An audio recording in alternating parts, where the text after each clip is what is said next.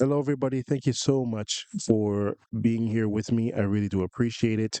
And today I was kind of just surfing through the internet, and I noticed that Chris Cuomo, Bill O'Reilly, and Stephen A. Smith were on stage on a panel. So I thought I'd take a listen, and I'm so glad that I did. It was very informative, and I don't want to spoil it for you guys because maybe you guys might have seen it someplace else or what's not. However, I'm going to play it in its entirety. I just sat back and I watched the first half. I just watched with no comments, no nothing. I kind of just let it play, and it's very informative. The other half, when they brought on the guests and all that, at that point, I started putting in some comments. So that's pretty much what you're going to hear. You're going to hear the actual show in its entirety, and then the second portion is my comments on what I think about what Donald Trump said because he had Donald Trump on. So, without further ado, I don't want to ruin it for anybody, and I want to overtalk. Thank you so much for being here again, and let's let this thing play. Enjoy.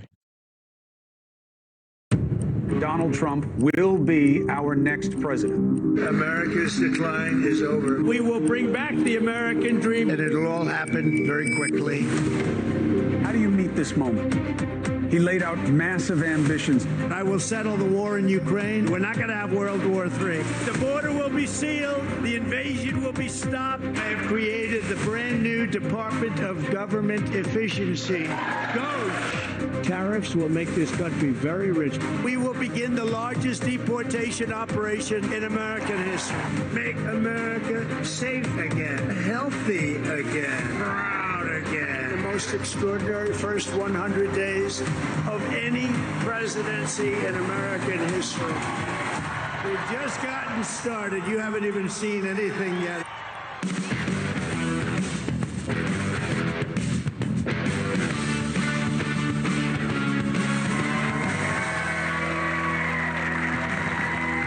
Hello, everybody.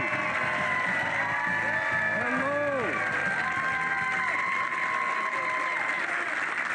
It's amazing what a few $100 bills can do for an audience.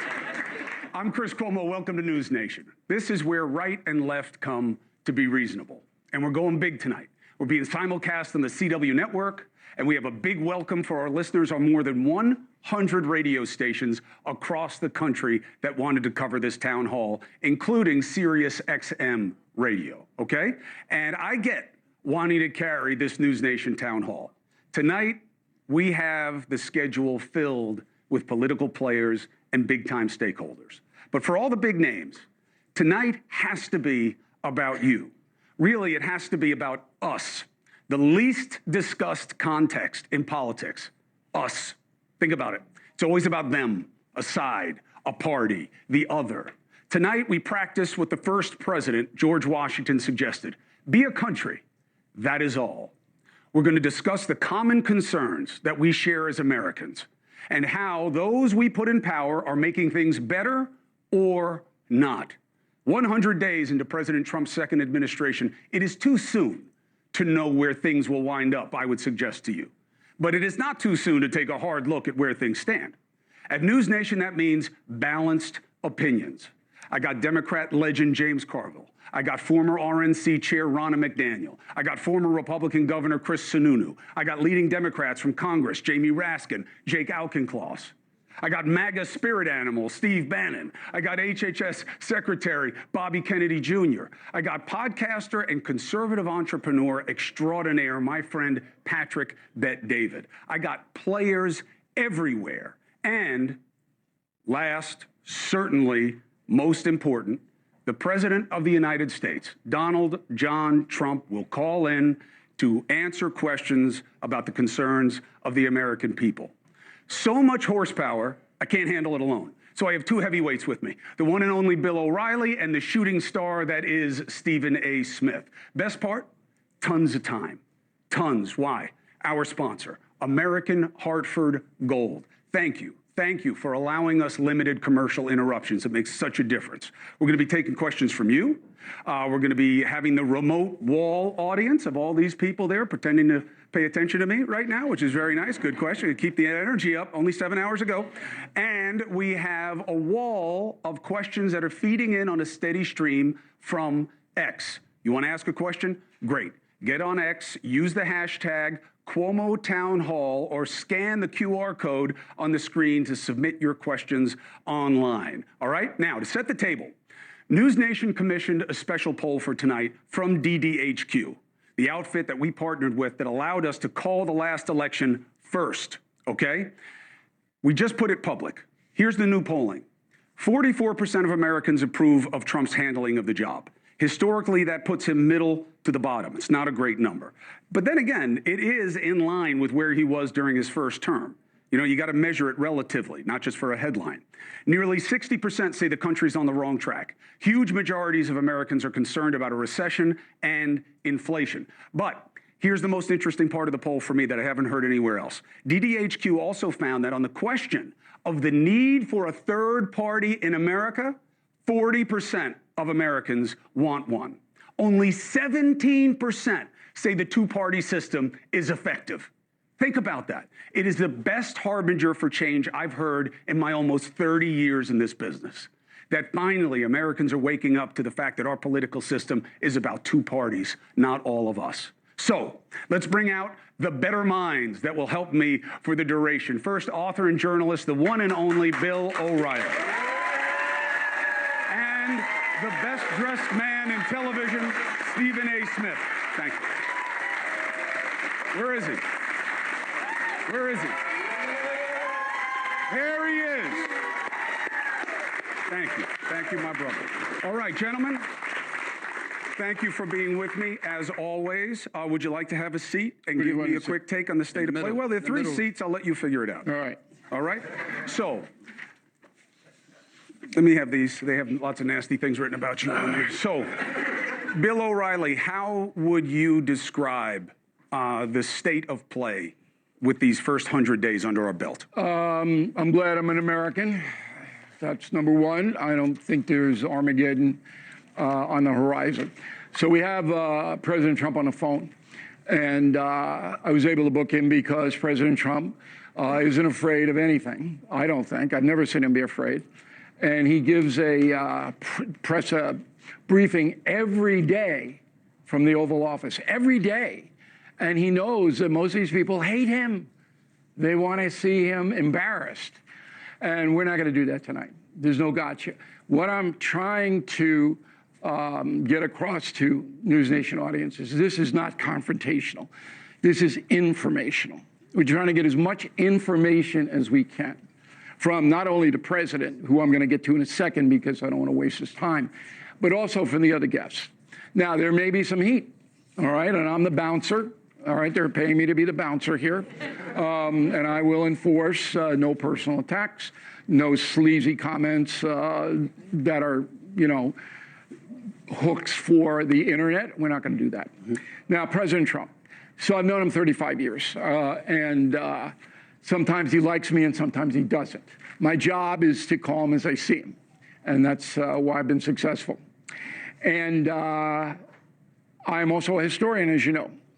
So my latest book is Confronting the President. So I can tell you that in the first 100 days, no president has attempted to do more than Donald Trump.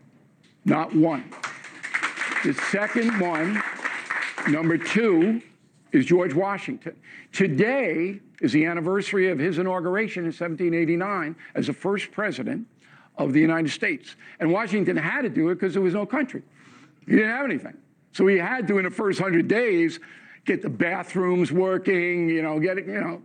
But Donald Trump has tried to do more than every other president. And it's not even close. But there's a downside to that. And Pope Francis is your best example. He tried to change the church. Boy, did he got whacked, okay? People don't like change, okay? So with that set up, let's bring in the President of the United States, who's working in the Oval Office right now. Mr. President, how are you tonight? Hello, Bill. How are you? I'm the same, which is tragic for everyone. You know, people hope that I improve, and I never do. So I'm going to ask you a few questions, and Cuomo's got a few, then Stephen A. You ready to go? I think he hung up on you. Good. Is that it? That's the interview. Mr. President, can you hear me all right? Yes, I can. Okay. So a series of rough polls this week, and I'm wondering how you process that. Does it hurt your feelings when you see numbers come in that are not what you'd like them to be? Well, first of all, they're fake polls. And if you take a look at the polls, they interviewed more, and for the most part, they interviewed more Democrats than they did Republicans, which is ridiculous and unfair. And Democrats aren't voting for Trump. And you look at him, John McLaughlin, who's the most respected pollster, said I'm at 50, 55, and maybe even higher than that. And he said that these polls are largely fake. When you look at the New York Times, when you look at the Washington Post, ABC, they predicted I was going to lose Wisconsin by 17 points, and I ended up winning Wisconsin. They predicted I was going to lose the election, and I ended up winning the election. They're fake polls, number one. And I think it's a very important thing to know that and to understand it. And because polls are no different than fake writers or journalism, and it's not a pretty thing when you watch. So when you say, am I bothered by it? If I was, I'd be really helped by the fact that in the election, we won in a landslide. We won the popular vote. We won the swing states. We won the districts, 2,750 to about 505. And the election took place just a short while ago, November 5th. I think it was what's different now, very Mr. big day President, for the country. what's different Yes. now is the tariffs, and that's what's driving your numbers down. That some people are panicking because the stock market is so up and down, in and out. Would you agree that that has been a perception problem, the tariffs? Yeah, but I'm an honest guy, and we have to save the country. We were losing $5 billion a day with this man that we had as a president, the auto pen president. Nobody even knows who the president was. We were losing, think of it, we're losing $5 billion a day, and a big chunk of it was from China. Now China is sending its boats back. The boats are not being unloaded because they have a 145% tariff, which is, a record-setting type tariff, and they can't sell their product here. And because of that, think of it, if you're losing all of that money, maybe you're better off not doing business with them. But I took $5 billion a day and cut it way, way down, way, way back. And I did that within a very short period of time. When do you think, though, it's going to turn around economically so that people aren't frightened? Do you have a timeline on it? Yeah, I mean, it's a very fair question. Building plants, building equipment, building so much right now. You probably heard it could be $8 trillion, it could be more than $8 trillion of new investments. Outside in one of my offices waiting for me is the president and chairman of Eli Lilly. And I just left, you take a look, IBM was here today. IBM was here. They're spending billions of dollars. I had some of the biggest Apple, as you know, is spending $500 billion. They're building their plants, and they've already started in the United States. As you know, they built most of them in China. We had the biggest companies in the world. I had a conference here just about an hour and a half ago, and some of the people are still here. They remain. Some of the people are watching your show tonight. But they're spending, it could be close, I think we're over $8 trillion of new investment. That's unheard of. It's never been anything like that. But most people, but they want to know a timeline. They're doing that to avoid the tariffs, Bill. Okay. They're doing that to avoid the tariffs. But do you have a timeline yourself? Do you say, look, it's got to stabilize by this time, fall? Because remember, if it doesn't stabilize this time next year, Democrats may win the midterms. So there is risk here, big risk. That's true. It is true. And I just think that I'll be able to convince people how good this is.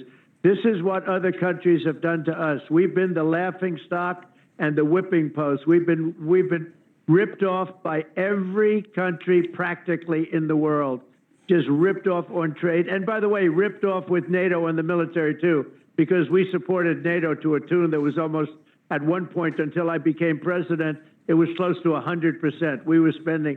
So we're spending on NATO to protect Europe, and then on Europe, they're ripping us off on trade. But if you look at the European Union, they've been brutal to the United States. We lose $300 billion, $350 billion a year to Europe. They don't take our cars. We take 10 million of their cars. That's they getting don't better, take our though. farm products. Right. We take their farm products, and it has to change. All right. So Okay, but I'm willing to be the one that does that, but it has to change. And I've been given a lot of credit. I got an editorial today by a group that I won't mention, but a group that's a very sort of a semi-anti-Trump group. And they said, whether you like it or not, he's the most consequential president that we've ever had, because he's doing things that if you don't do it, we won't have a country left. okay, and that's a legitimate point. One more question for me, then I'm Cuomo, then Stephen A. You signed a deal with Ukraine to harvest minerals today. Yes. What were you and Zelensky talking about when you were nose to nose in the Vatican? I was telling him that it's a very good thing if we can produce a deal that you sign it, because Russia is much bigger and much stronger. Russia is just chugging forward. It's a big, strong country. By the way, not nearly as strong as the United States, because I rebuilt our military in my first term. They gave a lot of it away in Afghanistan, and Afghanistan is one of the reasons we had an incompetent president, grossly incompetent. He should have never been president.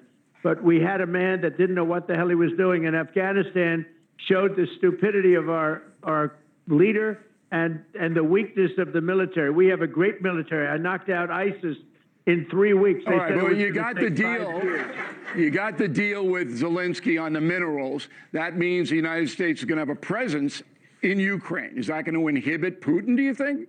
Well, it could, but the reason I did that is that we're in for $350 billion or close to it, whereas Europe is only in it for $100 billion. All right, so we get some of our investment back. I felt very foolish. You know, they loaned the money, and Biden handed them $350 billion in between cash and military equipment. 350, we got nothing, and I felt very foolish being the head of a country where Europe gets their money back, and it's a much smaller amount, and we get nothing. So I went to them and said, look, we got to get rare earth. They have great rare earth, meaning certain minerals, materials. They have things that a lot of places don't have. It's a big asset that they have. And we made a deal today where we get, much more in theory than the $350 billion. But I wanted to be protected. I didn't want to be out there and look foolish. And this is not my war. This is Biden's war. I'm just trying to stop it. But the reason I want it stopped is they're losing 5,000 young soldiers every single week on average. Russian and Ukrainian. They're not American, but they're human beings, and it's so sad to see it. So I want to stop the war. Let's get Cuomo in here. Mr. President, it's Chris Cuomo. Thank you for taking the opportunity. Good. Appreciate you doing it. A couple of points of uncertainty. You're talking about, you just said a moment ago that you believe you can convince the American people about what you're doing. One of the things that keeps coming up in polling is that they don't know what you're doing and why you're doing it, that there doesn't seem to be a plan. What does that mean to you in terms of how you have to make the case to the American people to have them deal with the period that it takes for a turnaround? Well, the problem Chris, is I have to be flexible, because as you do things in life and in business, you need flexibility. You can't just be hard line and I'm going to run right through a wall and I'm never going to go over it or around it. I'm going to go straight. You have to be able to dodge and move and be flexible, and especially in business. Now, with the cars, I'm getting a 25% tariff for the people. We're taking in billions and billions of dollars, but they're hurt because they can't switch over 100% of the content of the car within a very short period of time. So they came to see me. I understood their problem, and I gave them a period of a year where I brought it down, and then another year. So I gave them a short period, 2 years, where they have to be switched over 100%, where every single part in the car is made in the USA. Now, if I didn't do that, it would have been very, very tough for them. And so what I am is flexible. And if I didn't do that, it would be very tough for these companies. And these companies, it's a transition period, Chris. And transition's an important word, because as you do things, you'll say, well, it's like being on the battlefield. You're on the battlefield. Sometimes you're going to move to the left flank, but then you end up moving to the right flank. And it's very much like that in business, and frankly, it's very much like that in life. But we're taking in hundreds of billions of dollars. And if you look at China now, they're not, look, we lost $1 trillion on trade with this Biden. China was just taking us out to lunch. There's never been anything like it, the way we were ripped off. We were ripped off by China, but we were ripped off by everybody, but really by China. They were the king of ripping off the United States. Now they're not doing any business here because I don't want them to do business. So I set a high tariff. I don't want them to do business. Now, will we make a deal? There's a very good chance we're going to make a deal, but we're going to make it on our terms. Okay. Mr. President, it's got to be fair. Mr. President, in the upcoming budget negotiations, another point of uncertainty is what happens to entitlements. Whether or not waste, fraud, and abuse, I think everybody's in favor of seeing that identified and exposed, but that Social Security benefits or the adjustments or the application of it may be compromised, or Medicaid may be compromised in terms of who gets how much in benefits. Do you have a commitment for the American people in terms of how much you will protect those programs? We're not doing anything with entitlements. And if you look at Social Security, and by the way, I think I'm better to say this than anybody because I did nothing with entitlements that would hurt people for 4 years. I could have done that. If I was going to do that, I would have done it 5 years ago, 6 years ago, or 7 years ago. I'm not doing anything. The only thing is, you say don't talk about waste, fraud, and abuse. There is a lot of waste, fraud, and abuse. There are a lot of illegal aliens that are getting Medicaid that shouldn't be getting it. And nobody objects to taking people off Medicaid that aren't allowed to be there. But we are doing absolutely nothing to hurt Medicare, Medicaid, or Social Security. Nothing at all. Stephen A. Mr. President, how are you, Hello, sir? Stephen. How are you? I remember you from a long time ago, Stephen. Yes, I do. How have you been? He's the same, Mr. President. He hasn't changed at all. I'm Just trouble morning, night, and afternoon. Congratulations, Mr. President. Honored to talk to you. Here's the deal. You talked about, obviously, you've introduced aggressive tariffs and significant budget cuts aimed at federal spending. Many critics say these policies disproportionately impact lower-income Americans. How do you address concerns that your economic policies primarily benefit wealthy Americans while harming working-class Americans? It actually creates jobs for the middle income. It's going to be better for the middle income. It's going to save our country because we're going to become rich again. Stephen, we lose so much money on trade, it's unbelievable. And instead of losing a lot of money, and they did to us for years what I'm doing to them right now. They charged us tariffs. They wouldn't let us build anything in our country. They said, you want to sell a Ford or you want to sell a General Motors car or anything, you come to China and build your plant in China. You come to the European nations and build your plant in Germany, you build it in France, you build it where we have no interest in letting you. As an example, we don't sell any cars virtually in China. We don't sell any cars in Europe, any. And yet Europe sells millions of cars, Mercedes, BMW, Volkswagen, millions and millions of cars. They won't take our agricultural product. It's great product. They won't take almost anything for us, but we take their cars, we take their agriculture. Those days are over. We have to have fair trade. We're losing billions and billions of dollars, hundreds of billions of dollars, and it's not fair. And it's time for the American people to be properly protected by somebody that knows what he's doing. And I know what I'm doing perfectly. It's a little complicated subject. I've got to explain it. I've got to have people that can explain it. But I can tell you that right now we have over 100 countries that are calling us like morning, noon, and night, dying to make a deal. We're in a great position of strength. We'll make great deals. And where we don't make deals, Stephen, we're just going to set the deals. We'll say that country is going to pay a 20% tariff. That country is going to pay 15%. Another one's going to pay 30 or 40% because we have a big, deficit with a certain country. They're going to pay 30, 40, 50, 60%. So we'll just set those deals. I could set those deals tomorrow and do away with negotiating, but we're negotiating with South Korea. We're negotiating with Japan. We're negotiating with a lot of different, many. India is a very big, they want to make a deal so badly. Okay. I'm not telling anything out of school, We're going to make great deals for America instead of bad. Well, and if I didn't take this hard line, India, as an example, had no interest in negotiating with anybody in Biden or, frankly, anybody with us. They had no fear. They were ripping us really badly, one of the highest tariff nations in the world. They were taking advantage of us. Now they're calling us and they're saying, please, let's make a deal. When are you going to announce it? We're in a position of strength. When are you going to announce? I understand you have a deal with South Korea, Japan, and India. You already got it. When are you announcing it? Well, we have potential deals with them, yeah. But I'm in, okay, I'll tell you this.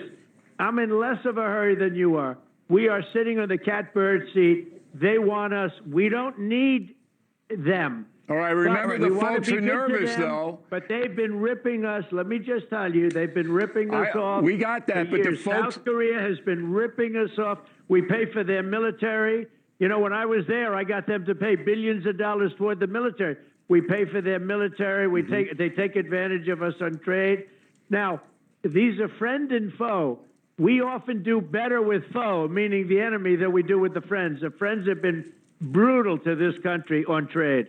But remember, once you announce the stock market's going to go up 2,000 points and people will relax a little more. It can wait 2 weeks. They can wait. All right. Okay. Mr.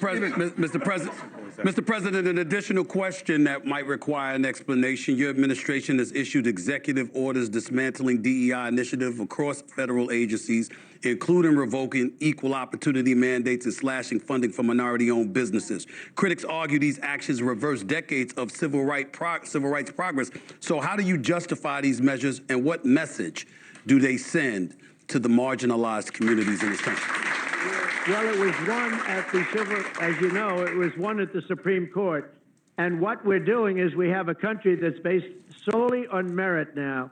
And that's the way it is. If somebody's out there doing a great job, and this includes getting into colleges, if you've worked really hard, and we don't look at race, we don't look at color, we don't look at height or shortness or weight. If somebody is doing a good job and they worked and they got great marks and they got great board numbers, and they get rejected at this Harvard, which has been so disgusting, so horribly. I mean, so think of it. They hired Bill de Blasio and Lori Lightfoot, the two worst mayors in the history. They pay them a fortune. But that was the course, though. They're teaching management. The Let course me just was, tell you that the course it's based was now, Stephen, on merit. The course at Harvard, though, Mr. Merit. President, was how to be a bad mayor.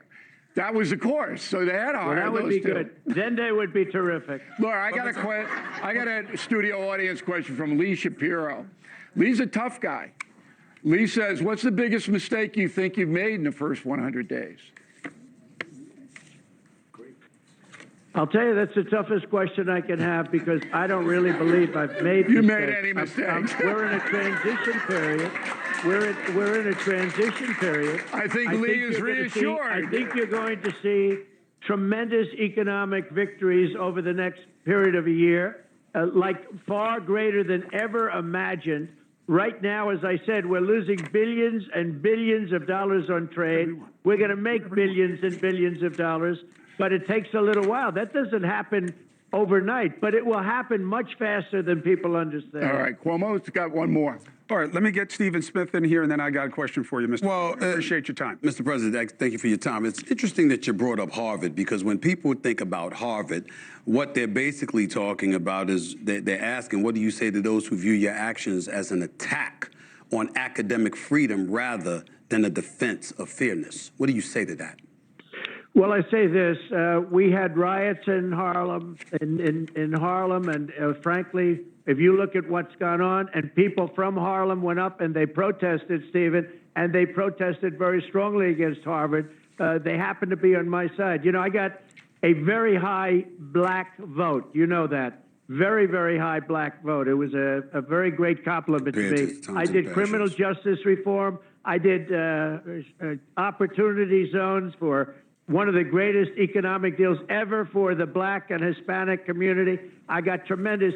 They agree with what I'm doing with respect to Harvard. Harvard gets $4 or $5 billion a year from the United States government in the form of grants. And they have $53 billion, and yet they don't treat the people right. They take foreign students, nobody knows where they come from, and they viciously hate our country. And I'm saying if we're going to give grant money, we want people in that school that are going to love our country, not people that are going to hate our country. They run a bad operation up there, and we have to get to the bottom of it. On top of that, they said they want to teach their students remedial mathematics. That's basic math. 2 and 2 is 4. And you say, well, Harvard's supposed to be so great. Why do people have to have remedial? That's basic, very simple mathematics. So we're looking into Harvard, but we give them billions of dollars a year, and that may very well stop. And that's up to the president. It's up to our government. We don't have to grant them money. We can grant that money to people that really need it, and frankly, people that you'd rather have me give the money to, Stephen. Mr. President, as a graduate of Winston-Salem State University, which is an HBCU, I'm fully aware of the contributions that you've made to HBCUs in the past. Thank you. There is a concern, however, that with all the things going on in this day and time, that there will be a cut in federal contributions to HBCUs. Should HBCUs be very concerned about you making cuts in that regard?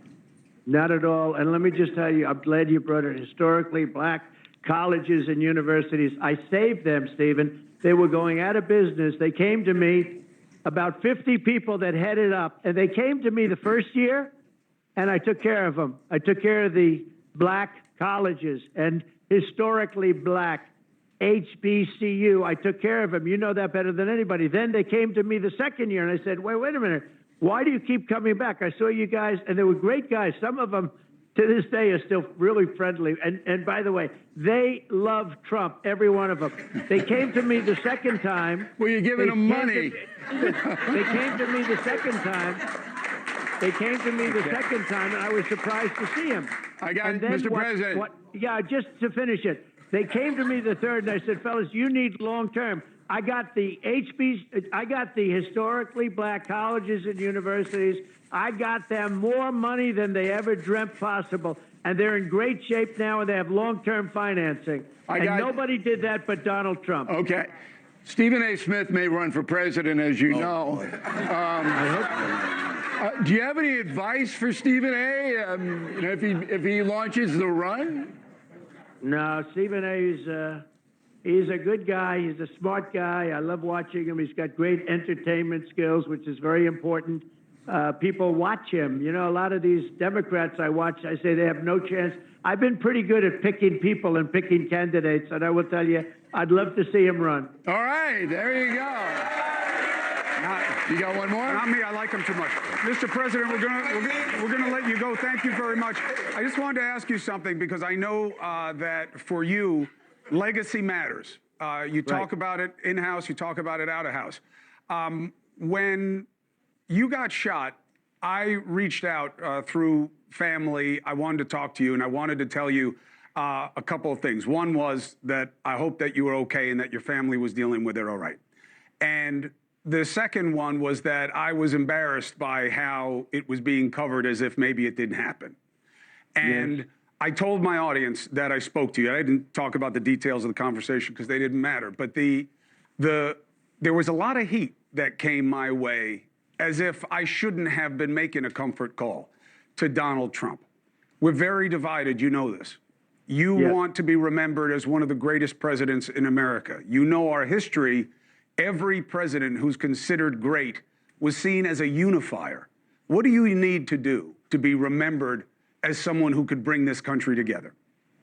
Well, I think I will be a great unifier. That's what I want to be, and it's very important to me. Hispanic vote, I got the highest Hispanic vote, maybe, I think, ever for a Republican candidate.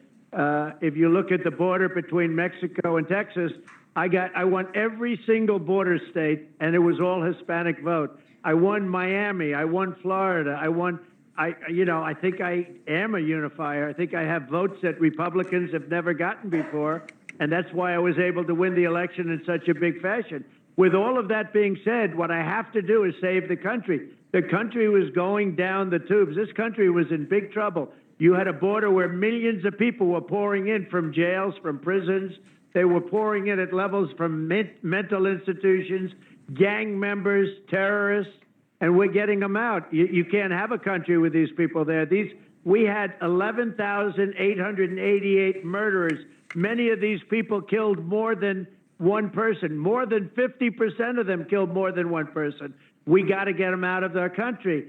I don't know if that's unity or disunity, but I have no choice. You know, some things you have no choice. But I do remember your call. I appreciate your call, and I actually appreciate your family. I've known your family for a long time. You know that. Mr. President, I want to thank you very much for taking the time on a very busy day.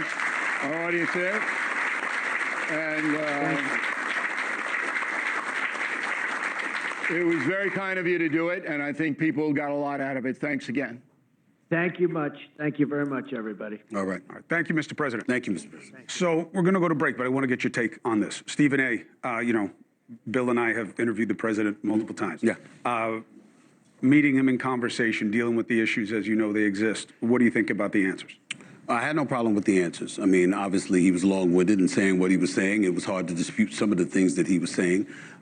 He is a person that obviously thinks that this country was in a very, very bad state prior to the election. He has his belief system. He has his constituency to answer to. He's very, very big on saying that he's trying to fulfill the promises he made to the people who put him in office. I think that when you look at an elected official, if that's their approach, fact of the matter is we kind of wish that most politicians were like that in terms of I'm going to do what I said to my constituents I was going to do. Having said that, it's a lot of talk, and I hope that it's backed up. These deals that have been 2 weeks. Okay, well, when you're going to announce them, who are they with? How real are they, et cetera? I'm not questioning. I'm not saying that it's not. I'm saying we want to see it. Just like they said, we've got over $2 trillion in commitments from companies everywhere. Well, who are these people? And when is it going to come to fruition? We have a right to ask those questions, just like I asked him about HBCUs. He said what he said. I was very, very pleased with his answer. I hope he's true to his word. Let's bring in, let's take a break, and we'll come back, and you and I will talk with Stephen and James Carville about what he heard. Listen, I told you tonight was going to be special. It already has been. When we come back, we'll start getting impressions on what was heard from the president and what you need to hear in this country. James Carville, Bobby Kennedy Jr., Chris Sununu, Steve Bannon. Stay with us.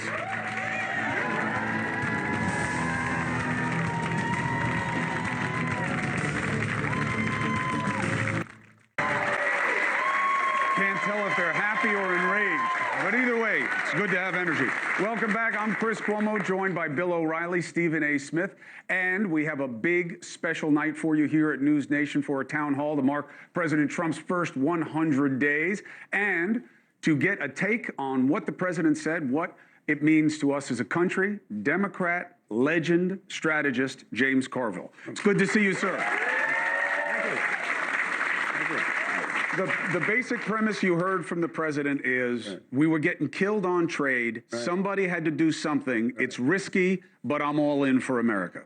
Well, you know, as we're saying, hurricane country, he was speaking 200 words a minute with gusts up to 350 words a minute. But he sounded like a guy that lost 15 points on his job approval and is presiding over 3/10 minus negative economic growth. So he says we were losing $5 billion a day to trade. Okay.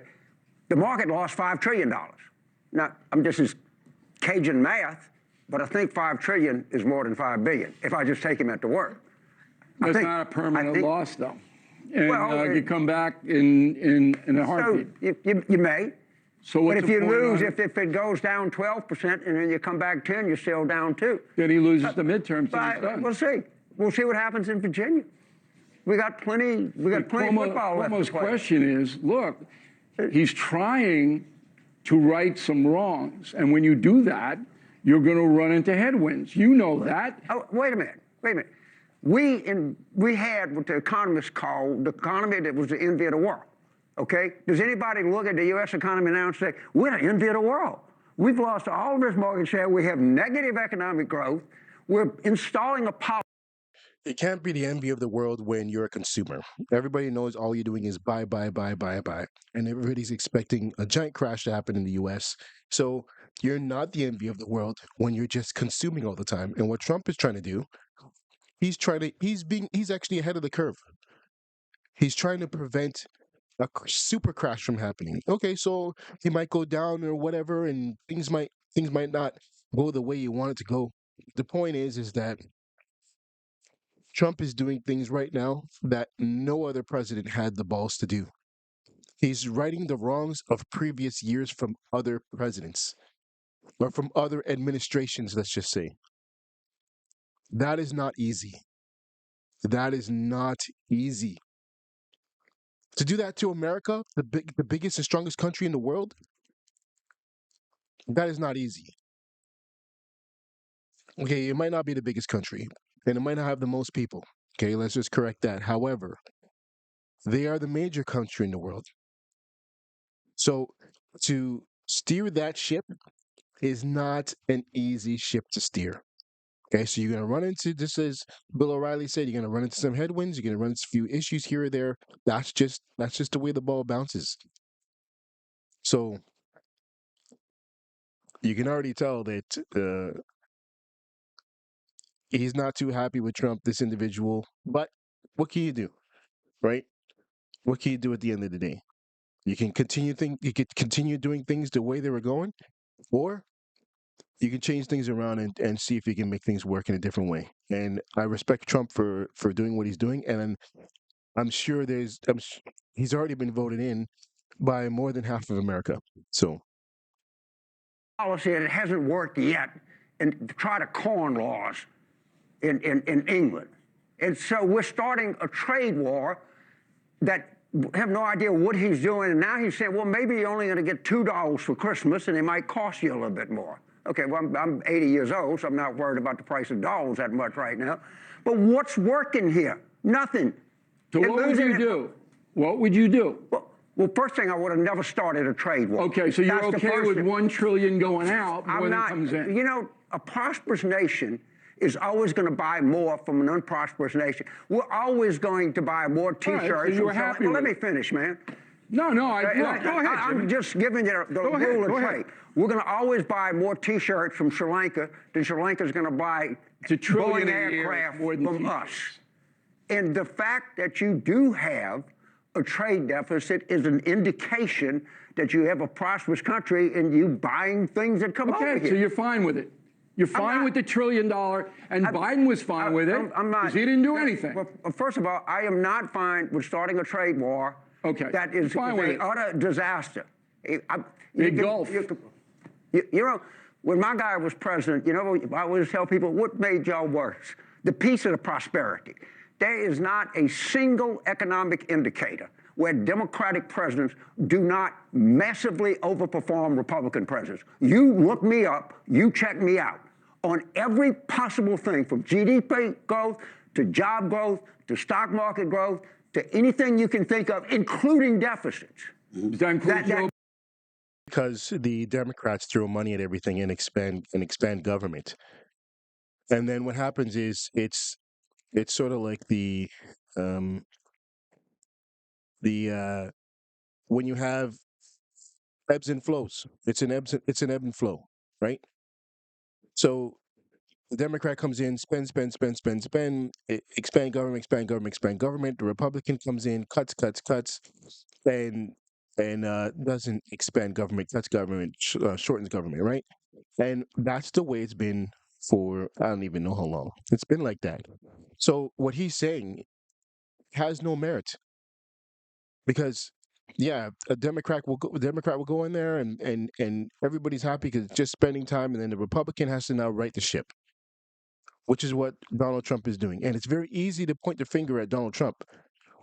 Very easy because he's doing something no other president, technically doing something no other president has done. Because Republicans go in there and right the ship, but not like this. He's really going in there and righting the ship and doing exactly what he promised his constituents. And you got to give him praise for that. How could you? Only a real. I don't want to say a fool because I don't want to say James Carville is a fool, but he's not because he's not. But what he is he's a paid for. I guess you call it a shrill, right? So because he's bought and paid for, he is a billionaire, but he didn't get there. He didn't get there just because of his own super merits and all these other things. No, I'm sure he had to do a few side deals and all these other things. So he's bought and paid for, this guy. He has a hatred for Trump that is beyond TDS. right? A lot of people have TDS. He's beyond that. So that Democratic presidents and take any time frame you want. I have no idea why anyone that cares anything about the economy would ever vote for a Republican for president. Jimmy, let's deal with what we're dealing with. Let's set the table with what the problem is, okay? Because I think that the space that's being made for Trump is that he's picking on the right problem. I'm not talking about trade. In this country, the fastest growing socioeconomic group is billionaires. This was a middle class motivated country. I never liked that word. I think you should just say the majority. The imbalance is real, okay? It's felt by people. It makes them angry. What do you do about it if not what Trump is doing? So Trump, you don't like what he's doing. What would you do because the issue beats you? It's an excellent question. The first thing I would do is I would not extend these billionaires' tax cuts, and I would not pay for them by clobbering the middle class and the lower middle class by cutting Medicaid expenses, of which he said he wasn't going to cut Medicaid. Go watch the budget that's been submitted. It's already got 600. He said he was going to end the war. There's nothing about cutting Medicaid in the budget. This is just propaganda, Jim. Did he say I'm not? he said he was going to end the war. Do you hear that? That's a war that Biden started. And not just that, you're ending a war. A war. Think about that. The war's been started. You've been put in office, and now it's because you said you're going to end the war, and you haven't ended it yet. He wants to throw that in Trump's face because he hasn't ended the war yet. At least he's trying to end the war, unlike other people, in America. He's trying to end this war, and not just that, but he also has a lot of pull. He is a person. He's the president of the United States, and he's trying to end the war. That holds a lot of merit to an individual. Even if he ends the war in a year, 2 years, 3 years, 4 years, 5, 6, like the point is that he's trying to end this war. Okay, 5, 6 might be getting a little bit long, but I mean, the point is that he's working his ass off to try and end this war. And not just that, he just made a deal the other day for minerals and all those other things to benefit America, so they can recoup some of this money they've been giving to Ukraine. Unlike other countries just gave money to Ukraine with no issues. Oh, here's this money. Here's a couple billion. Money they didn't even have to spend. And here's America now.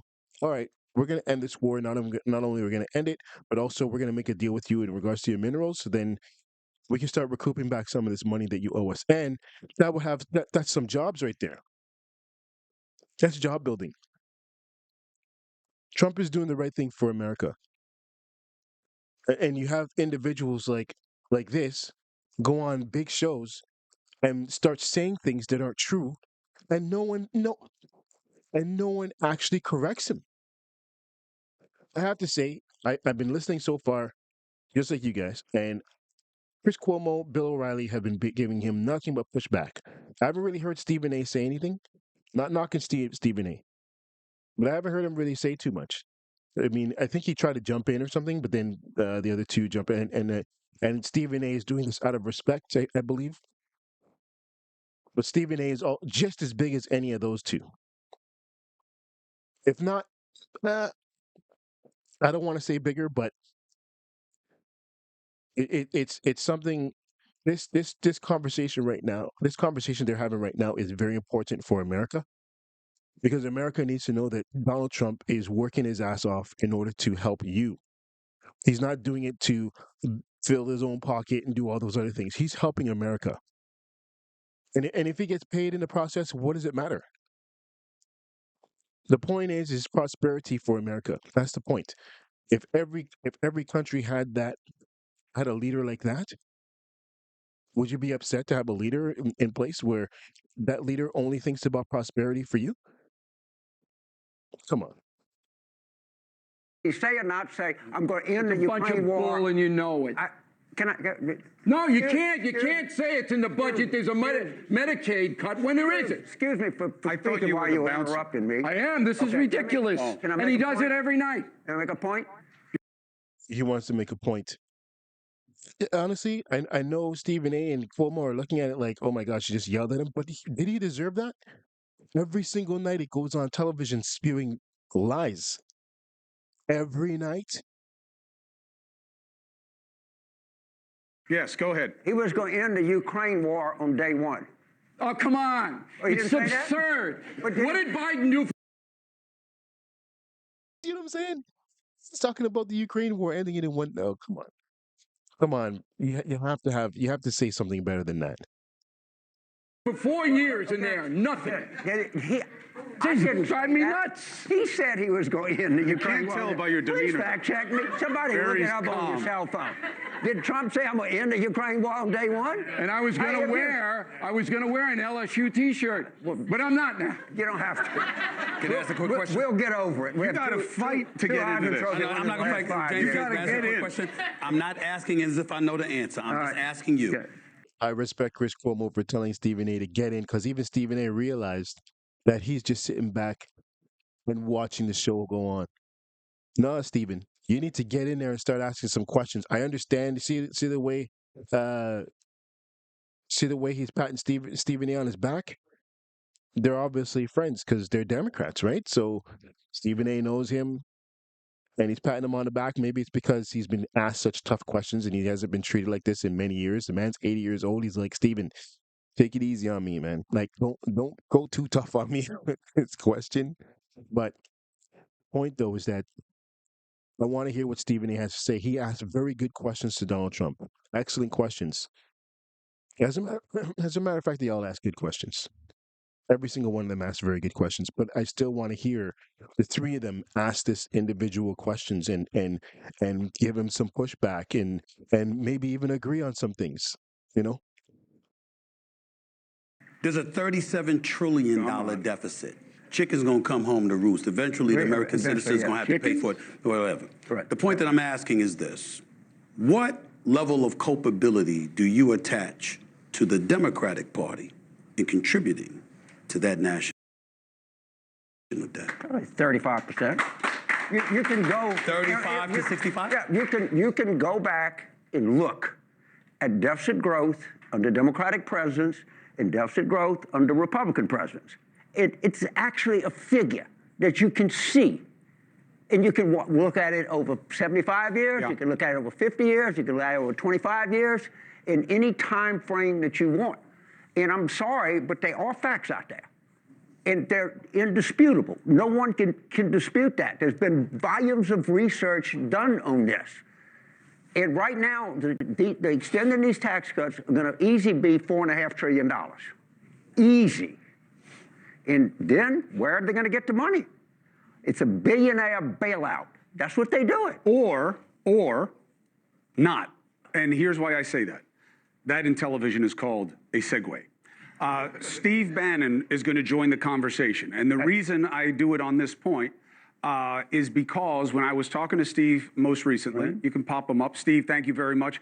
We all know him from the War Room. I call him affectionately. I wonder where he got that name. Spirit animal of MAGA, because I do believe a lot of what he is about and what he argues for is what is being projected by Trump's policies. So, You know what? This is what I'm going to say. This is what we need to see. Respect to Chris Cuomo.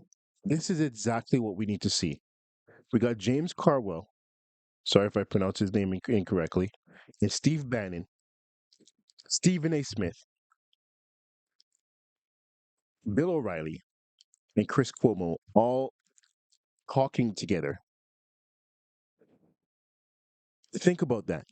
Anyone that knows anything about America, American politics, right, left, blah, blah, blah, think about that. This is exactly the type of television that America needs to see.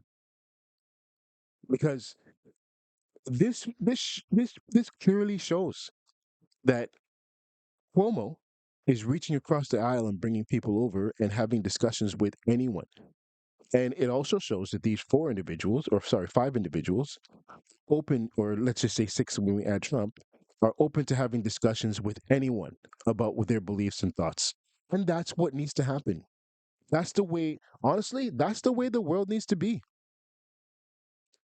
We need to be able to be open in regards to hearing things that we don't like and being able to say what others don't like without there being any type of retribution, or without anyone um, wanting to hate us. And okay, retribution. Let's say I just said it. That sums it up. Anyway, let's keep listening. But I respect this News Nation Chris Cuomo for putting this on right now. This is not something you see normally, not at all. So, what we're talking about, Steve, and why I needed you now, thank you for joining us, is Carville saying the tax cuts for the billionaires, the tax cuts for the top, that's what Trump's about, and that's killing us. You say, not this time.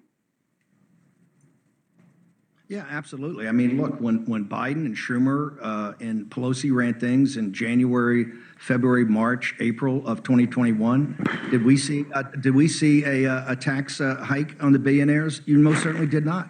It never even got a committee. Why? The Democratic Party is owned by billionaires. That's why you have a billionaire class, a credential class.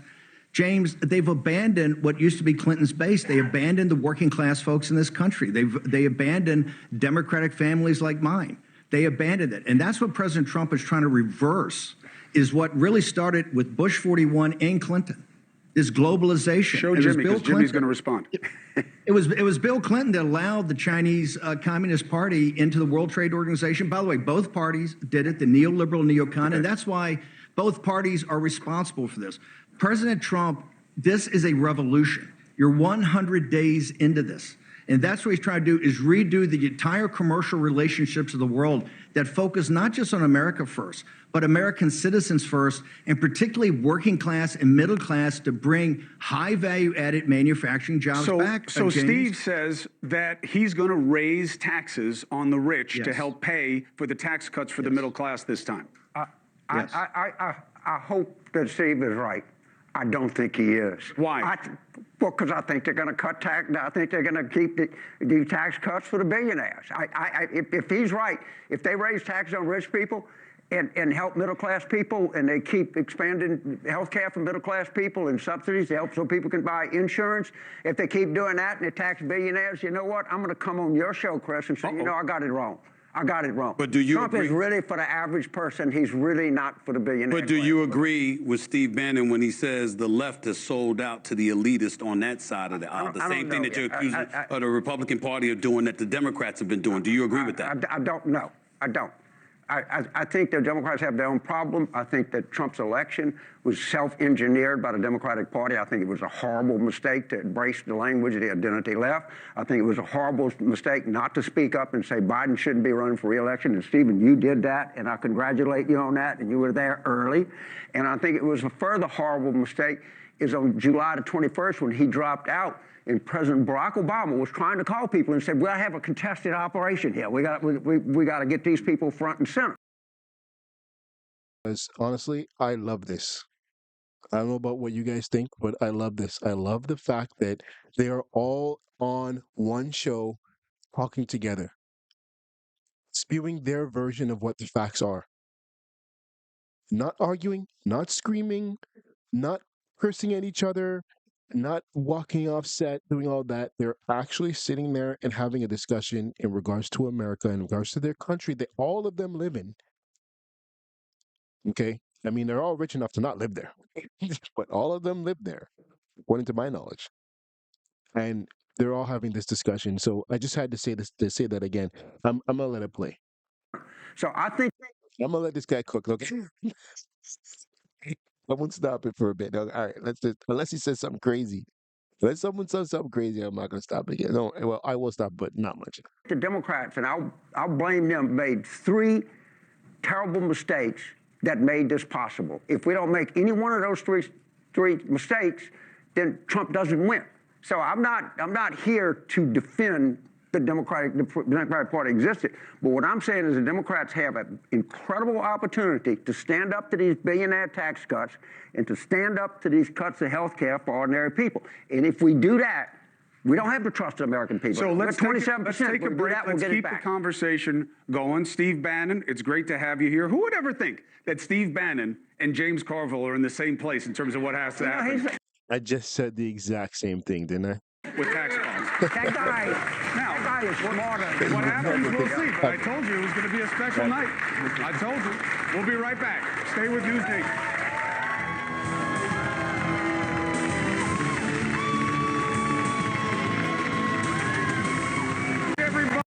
I found a tax expert on Fiverr to handle our taxes.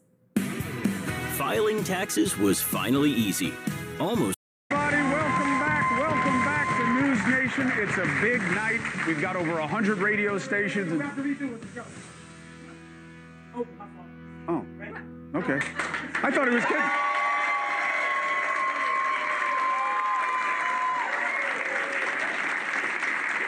Remember the movie Anchorman? When Ron Burgundy says, we're on live TV right now, I don't believe you. And then he drinks a big bottle of scotch. That's not me. I'm Chris Cuomo. Welcome back to News Nation, our big town hall. Stephen A. Smith, Bill O'Reilly, James Carville, Steve Bannon. Now, News Nation going big. We've got CW is covering this at the same time. 100 radio stations, Sirius XM. We have Twitter involved. Why? Because to have an actual conversation about how we get to a better place, instead of just going like this about who's worse, is at a premium. And America wants it. So tonight you get it. James and Steve were just talking about something that they agree on, which is, Steve Bannon, you know him. I call him the spirit animal of MAGA, right? Many of his populist ideas are what we're seeing motivating the Trump agenda. They both say it is time to raise taxes on the top to pay to help the middle class. So I want to push my luck. Bill says, this is going great. Bring up DEI. Okay. When it comes to diversity, equity, and inclusion, I want to see where you two guys are in terms of the government's role or lack thereof on this issue. James, when you think of DEI, of course, we know what the Supreme Court ruled in terms of admissions. But the extended policy now of eradicating it everywhere in favor of a meritocracy, do you believe that that's the trade that's being made? I don't know what the trade is being made, but I'll tell you something, I'm 80 years old. I worked one time in government. I worked for the city of Baton Rouge in 1980, and there was not a single black fireman. So you're going to say, gee, let's just let everybody go and get the more meritorious person, and then we'll hire one every year, and by 1990 we might have 10 black firemen. Or do you say, you know what? We're going to go out and adjust for this. All right? So anything you do, you can take to an extreme. But you know who really likes DEI? The United States Military Academy, the United States Naval Academy, the United States Air Force Academy, the United States Coast Guard Academy, because they know that you have to have broad-based leadership in the armed forces. And they specifically said, we want to have these programs, and they still have these programs. But So DEI, just to speak about this quickly, DEI is something that was necessary back then when he was talking about it. It was necessary. There was individuals that had the skills and the ability to do the same thing others were doing, but yet they weren't getting any jobs. However, today, is it necessary? I don't think so. Right now, what's happening is that individuals from other countries are now getting jobs, and they're bringing in, and they're hiring them for cheaper than they would be paying an American. So, if I was American, I wouldn't want DEI because there's nothing that Stephen A. can do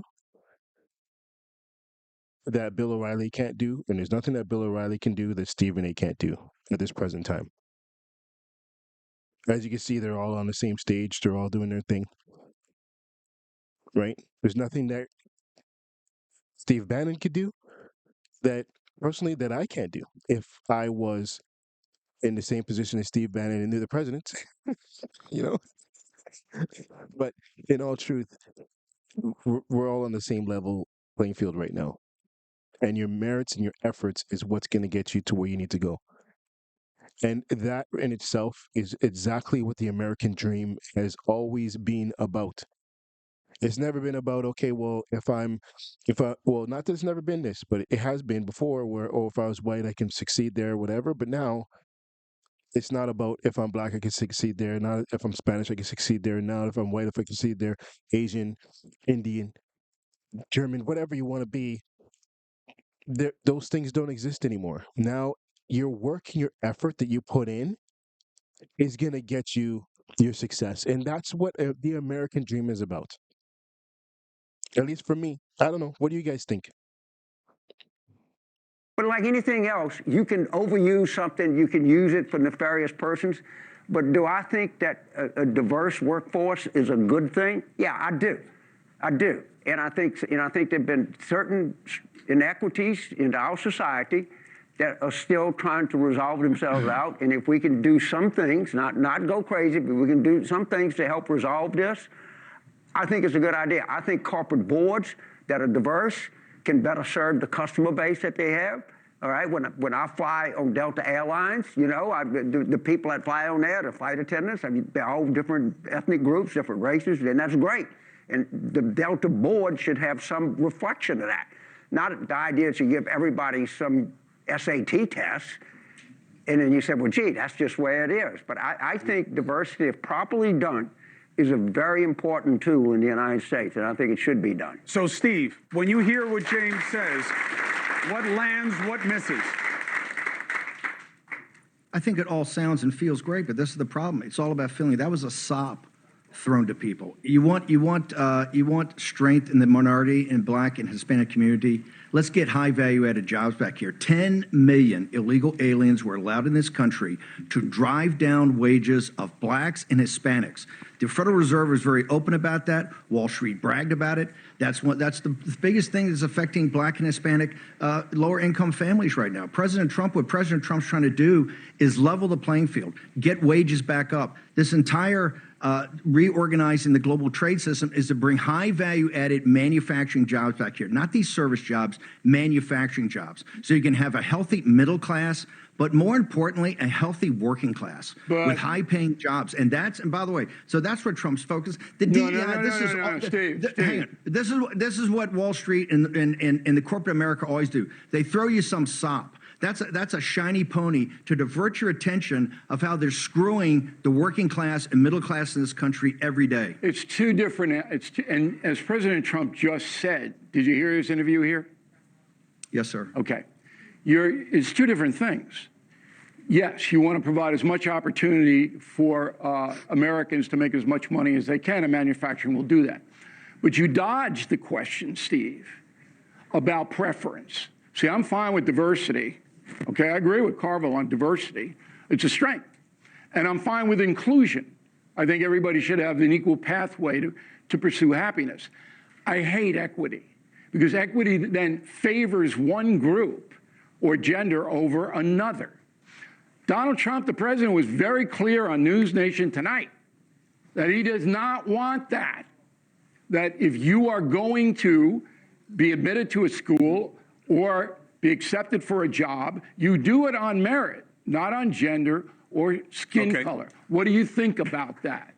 Are you for that? I agree with him. I agree with him 100%. All right, Stephen. 100%. 100%. And he saw also, but hang on. He also went out of his ways to make sure the historic Black colleges and universities were well financed and had sound financial footing.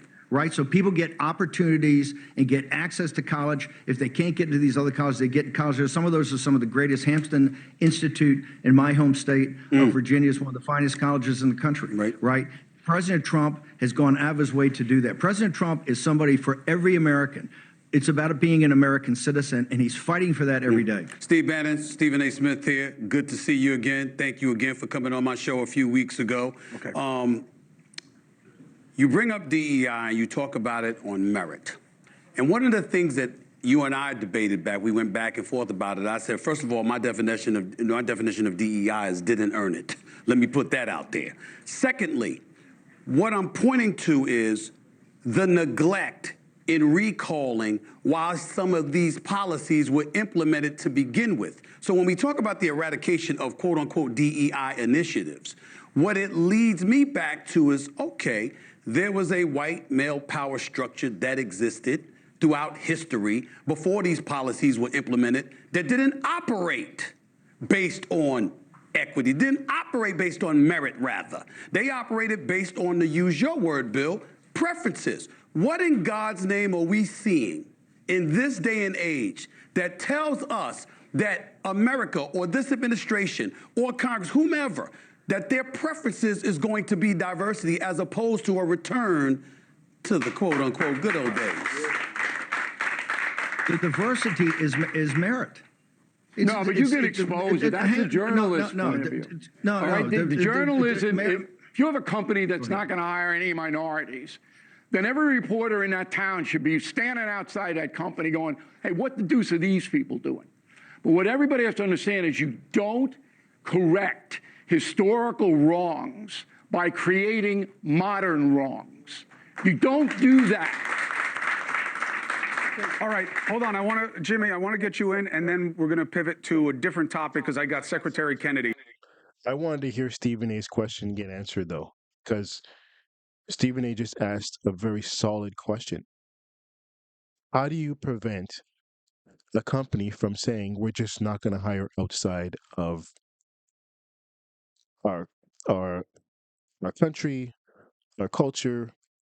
I want everybody with brown hair and green eyes, which I'm sure there's people out there like that. How do you prevent a company from doing that? I guess you don't. Which means then that every ethnic group would have to pull their socks up and get to work to make sure that all individuals have opportunity in America. Because this now gives anyone the right to say, I'm not hiring you because you're not what I'm looking for. And it doesn't have to necessarily be how their mind is or anything like that. It could just be what they look like. Oh no, sorry. You don't look this way, so sorry, you can't do that. And I'm not saying that's going to happen. I'm just saying that the opportunity for that to happen is clearly there. So is diversity, equity, inclusion, DEI, is that a good thing or is it a bad thing? I mean, it depends on what you think the mindset of your people are. If you think the mindset of your people have now outgrown the whole fact of needing diversity and inclusion, then it's fine. But if the mindset of your people have not outgrown that, then, as I said, each group would have to have enough funding or backing from each other in order to survive the future or to live throughout the future. And hard work, dedication, apparently, according to what I'm hearing here, this is what Trump is trying to build. That will get you there. So don't be lazy. Let's get to work. And I don't want to lose his window. Go ahead. I just want to make a point about DEI. I taught college for 16 years. I taught 9 years at Tulane. You know how you would get in my class if you were black or you were conservative? You know why? Because we didn't have many, and I wanted a diverse classroom. So if you came in and you saw me and said, Professor Carville, I want to get in your class, I'm a conservative Republican, I said, come right in. We would actually go out and look for black students to be in the class. You know why? Because I wanted a diverse class. I wanted diverse opinions. And if you just sit at a major, expensive private university, you know what you're going to lack? You're going to lack sufficient number of black students because there's a huge economic barrier to go to these $75,000 a year colleges. And it's secret.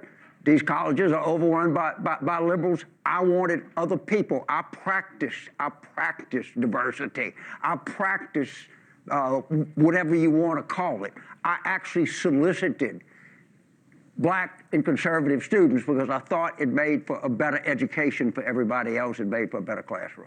Let's bring in Secretary Robert F. Kennedy, Jr. Bobby, thank you for being patient. I'm sorry about that. It's a lot of talkers up here. It's good to have you, Secretary. I just wanted to set the table with a news event that you've had to deal with, okay? I don't know, you can explain to the audience how concerned we should be about measles, but it is an interesting conversation around the vaccine. And there is criticism that comes your way. Now, your messaging on it, you've been telling people to get vaccinated. But there is criticism of you, Bobby, that, oh, now you're saying get vaccinated. You weren't saying that during COVID. That's why people aren't getting vaccinated. And now it's a problem. How do you deal with that issue, and what responsibility do you have in terms of how people feel about getting vaccinated? we're doing better in managing our measles epidemic in this country than probably any other country in the world that has outbreaks right now. We have about 842 cases, Chris. In Canada, they have about the same number. They have 1/8 of our population. Europe has 10 times that number. Our numbers have plateaued. So you're still seeing added measles cases, but the rate of growth has gone down. Now, there are populations in our country, like the Mennonites in Texas, who are most afflicted, and they have religious objections to the vaccination because the MMR vaccine contains a lot of aborted fetus debris and DNA particles. So they don't want to take it. So we ought to be able to take care of those populations when they get sick. And that's one of the things that CDC has not done. CDC has said the only thing that we have is vaccination. There's all kinds of treatments when people do get sick, and those people should be treated with compassion. I'll say, and we ought to have good treatments for them, and that's what we're developing at CDC right now. Protocols are treating measles. I want to say this. We've had 4 measles deaths in this country in 20 years. We have 100,000 autism cases a year. We have 38% of our kids now are diabetic or pre-diabetic. That should be in the headlines. When I was a kid, the average pediatrician saw 1 case of diabetes in a 40 or 50-year career. Today, 1 out of every 3 kids who walks through his office door is diabetic or pre-diabetic. That should be getting the headlines. When I was a kid, 2 million, there were 2 million measles cases a year, and none of them got headlines.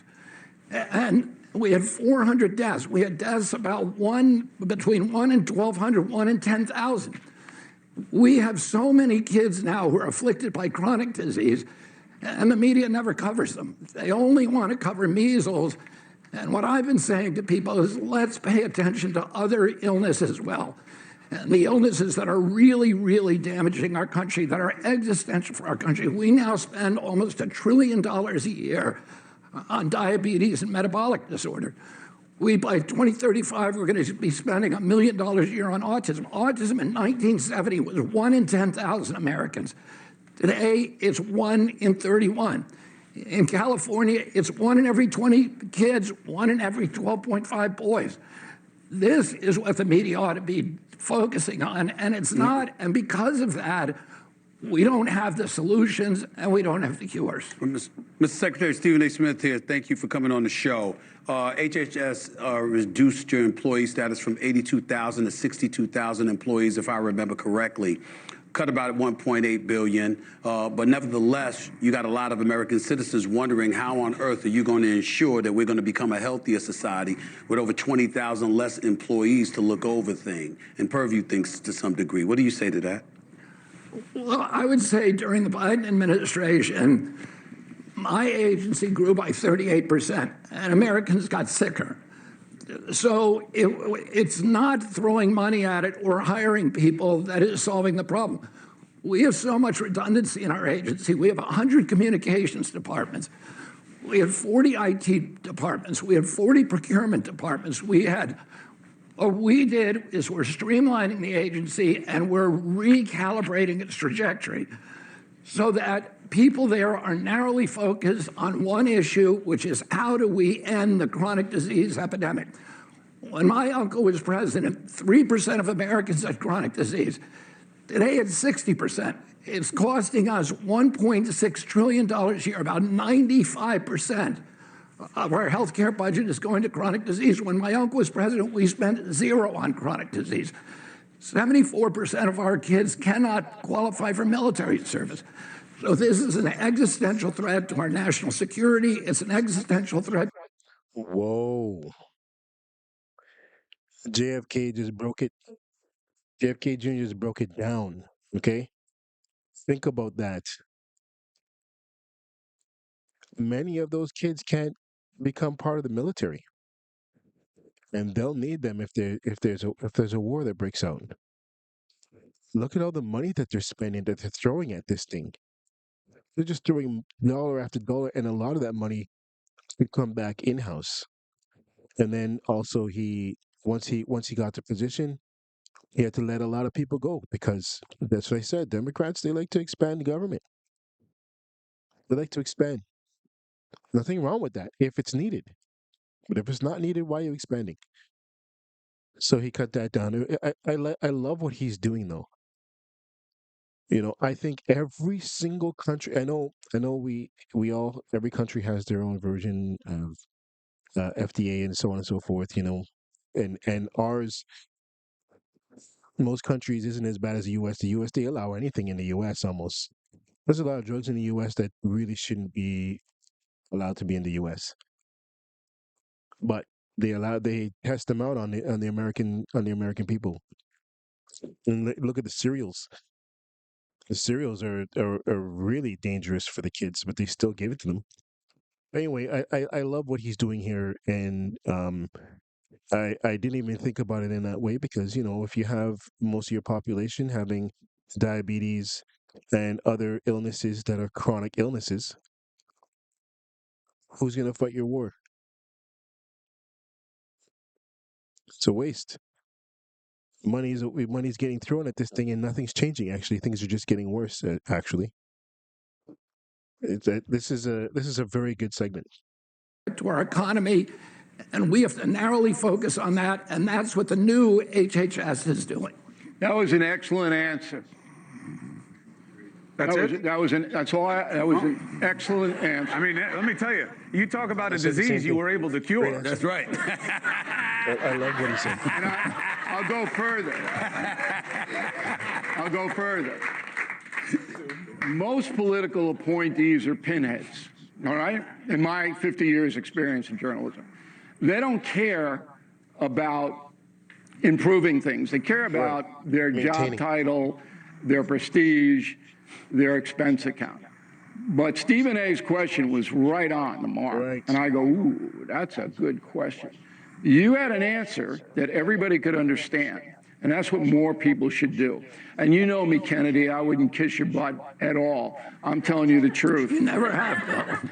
All right, Bobby, on that note, I'm going to let you get back to work. Thank you very much. You're always welcome here at News Nation to make the case to the American people. I look forward to seeing you taking on some of the most rich and powerful interests, which are the food companies and the drug companies in this country, if you're going to get after chronic disease. And you have a place here to make that case whenever you want it. Good luck doing the work of the people, Bobby. We're going to take a break, 4 minutes and 30 seconds. We're going to bring in more names for more perspective. Former New Hampshire Governor Chris Sununu, former chair of the RNC, Ronna McDaniel, and my friend Patrick Bet-David. In the break, look at his reach. Oh my God. Yeah, this is a show now, man. No, this is a show. You should have mentioned that from the top. If you hate the sound of your own voice, then this technology might be for you, because today I'm going to show you how to convert shithouse vocals like... He should have mentioned Patrick Bet-David from the very beginning. Stephen A. Smith, Bill O'Reilly, James Carville, Steve Bannon, and the panel keeps expanding because what we are desperate for here is perspective. So welcome to News Nation's Town Hall. We're 100 days in to President Trump's second administration. It's not long enough to know where things are going to wind up, but it is time to take a look at how we got here and where. I'm sorry, I got a fanboy right now because you have Patrick Bet-David and Donald Trump on the same show. Oh my gosh. That is where we need to go from here. So joining us now, former New Hampshire Governor Chris Sununu, former chair of the Republican National Committee, Ronna McDaniel. It's good to have you both.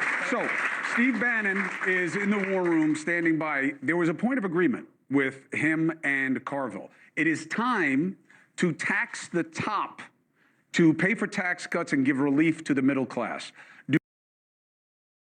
12 million views. This needs to have more views, this show. This show right here, what's going on right now besides... Okay. All right. So you had Donald Trump and Patrick Bet-David on the same show. I get it. Yes, it should got more anyway. But what I'm saying, but what I am saying is that having Democrats and Republicans on the same show, if CNN has their version of Democrats and Republicans on the same show, but it's not like this though. It's different. it still has that CNN. I'm a complete Democrat. You're on my channel. Please don't talk when I talk, and you can only say things I want you to say. Blah blah blah. That's what it sounds like sometimes. Just, but this one though, this sounds very unscripted, very straightforward, straight to the point. Love it. Do you two agree with that idea, and do you think it will happen? I start with you, Rana. I said backstage, I was listening, I do think it's going to happen. I think President Trump is very serious about this. It's something I've heard him say before when he was president. I think he wants to get his promise made to have no taxes on tips, no taxes on overtime. They've got to find a way to make that happen, and I think this is the path that he's going to choose. Yeah. Was not in the House bill. Yeah, I think what you're going to see later this year is a few of these rescission bills come, where they start talking about the DOGE stuff, like that DOGE proposes ideas. Russ Vought is going to bring some of these bills up towards the end of the year. You could see some of this stuff in those bills, but I'm with Ron on this. I think the president's path is to make sure that if we're cutting taxes, it's on middle America, right? It's on the working class. It's bringing those manufacturing jobs, making sure that all those folks that supported him in November kind of get their payback by making America stronger again. And you got to pay for something. I'm a fiscal hawk. It drives me crazy that no one in Washington wants to actually balance budgets and all that sort of thing. So at some point, the math has to work. It's not politics. It's math. So, but what about this notion that if he does that, it will have to punish or tax the rich, and that's something he's not prone to do? If they give any kind of resistance, he might end up capitulating to their desires as opposed to what his desire may be. So the give and take, I think, will be all the regulatory reform, right? All the regulatory reform is going to allow all these companies to make bigger investments, faster, develop quicker. Instead of 10-year projects, they have 18-month projects. So it's kind of give and take. We might not give you the tax cut that you want up here, but we're going to give you all these other benefits over here. So it's just. When's the last time a Republican administration raised taxes on the top? Don't answer it once. I don't know. But listen, Trump's administration has said it's about Main Street. Trump won Michigan with UAW workers. You see, I'm with you, but then I was with you. I was with you. Cares about the working class. You got to look at it in the context of what we just lived through. Okay, The Bush the elder is the answer to your question. Bush won. Bush the elder. So that means in the the older 80s. Bush. In the 80s. Okay? Aged He up. did it. When I was 37 years old. And he got I wasn't murdered. born yet. No, just So kidding. what I'm saying, well, no, oh, you know what? That's I'm just probably kidding, true. just kidding. But that's okay. What I'd like to say is I may be getting older, but I'm not smarter. The thing we just lived through is with tariffs. When the big dogs came to Trump, he backed off. He started off doing what I thought was very brave. He did a lot at once. I don't know who advised him to do that. I don't know whose idea it was to do it all at once, fight with everybody at once. That was Navarro, and he's an idiot, and that's why he's not in the White House anymore. When he came, when the big dogs came, his donors and the automakers, and said, "Hey, you're starting to hurt us now," he backed off all the tariffs. Why won't the same thing happen with taxes? But he's also talking about the consumers when the big dogs come. When Target goes and says, we're going to not have toys on our shelves and the consumers are going to pay more, or when you're going to pay more for a car in Detroit. Right. He's caring about the middle class and the average working class American, and that's what's moving the needle. Hold on. I'm not letting that slip. You just finished saying Peter Navarro, sir, was an idiot. Yeah. Why is an idiot your too. top trade your top trade advisor? Not mine. He said. Not mine. I'm talking about Trump. I'm talking about Trump. Yeah. Why is a quote unquote idiot in that position? And how should we feel about that? So, okay. The problem is the messaging, right? I'm not really a tariff guy, right? Republicans traditionally are not on the tariff thing. I think we're willing to see where this plays out over the next year, and it's going to take a year. The benefit that Trump has given us is he said, look, I'm going to give myself 90 days. He's putting himself in a box. I got 90 days to renegotiate 70 to 100 deals with 100 different countries. That wasn't Navarro's idea. That was Trump's idea. Because he said we have to show America that there's an expectation that this gets resolved, right? That this doesn't go on forever and ever. And if it goes on for a long time, it's going to simply be with China long term. So I think he had bad advice early on. I think there's a lot of loyalty there that he had. God bless him. But bad advice early on, bad messaging long term. So I'm willing to give the 90 days. I think as you brought up, we don't know where a lot of this is going to end up. I think China is still, to Rana's example, China is still going to be the biggest problem because those are the products that we need to see on the shelves. America has about 90 days of pre-buy in it, right? Why do we need to see Chinese products on the shelves? I don't buy China. No, I don't buy it. I mean, everyone in this audience is wearing a piece of clothing from China. Yeah, well, maybe they don't want to then. Textiles are not coming back to America. I run BillO'Reilly.com, and you can buy anything you want, okay? And very hot is not woke moms for Mother's Day. And we get them all made in the USA. I won't buy anything from China. And I went in to buy socks. But I don't know. Wait. I bought into Macy's, socks, okay? Polo, Ralph Lauren, all made by China. I left the store barefoot. I know, but I'm not buying it. How much are your T-shirts? How much are your T-shirts online? 25, 30 bucks? Average Americans are not paying 25, 30 bucks for a T-shirt. Well, they ought to be patriotic. They don't have to pay that much. But listen, people are patriotic to their families first, and they watch their pockets. Don't buy China stuff. You sell to the American people, you're going to pay more. Have a good time in the midterms. Right. Buy American. But listen, I'm fine with buy American, but people are on very tight budgets. Most people are like 2 paychecks away from being underwater. They can't pay for a major medical event. They can't live their dream. They can't have any of the things that their parents had. And you want to say pay more? No. Cuomo's right. Cuomo, a lot of people are living paycheck to paycheck. Not everybody can afford that Made in America t-shirt that's going to be 30, 40, 50 bucks or 25 bucks, right? And Cuomo is saying the right thing. Not everybody can buy those shirts. Some people want to buy their shirts for $7, $8, $10. You know, and there's nothing wrong with that. You know, you're wearing a shirt. So how is Trump going to deal with that? That's a question that that they should have asked Trump. They should have asked Trump that question. You making America costs more. Making China costs so much less and it's affordable to the people. How are you going to deal with that? That is a good question. Well, you're the one sounding like you're some extensive shopper. That sounds like a rich guy.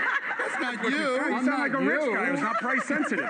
He goes in and they shut down the men's store just for him. Listen, I'll tell you what they should do. When the conservatives push back and say, we don't know about these tax cuts to the top, you say, great, I have an alternative. Trump should say, instead, let's put up that you're banned from trading stocks while you're in office. Let's start with that. I like that. If you don't want to raise taxes on the rich, let's start with you not trading taxes. You're the only people who are allowed to insider trade.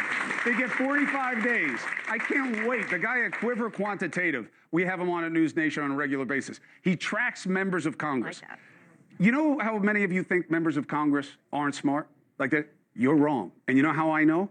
They are killing it in the stock market. Their rates of return are so if I weren't so money stupid, I would call my guy and say, I want you to trade like Pelosi.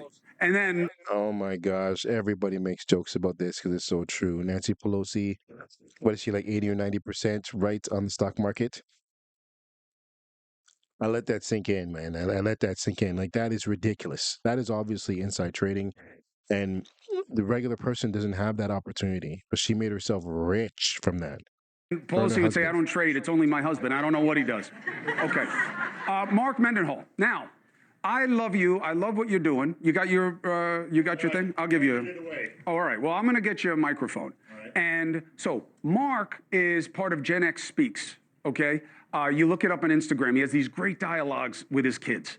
And he's passing on virtues, and he's talking about Gen X, and he's talking about life with his kids, and I love it. And I love talking to him to kind of get a take on how the people that we need to believe to invest in what's happening in this country are feeling about things. When you hear what the president said tonight, and you hear about this balancing of who's got to pay more, who's got to pay less, maybe you need to pay more for stuff because you got to love your country a little bit more than you love cheap stuff. Where is this landing with you as a father? Of, how many kids do you guys have again? 15? Eight? All right.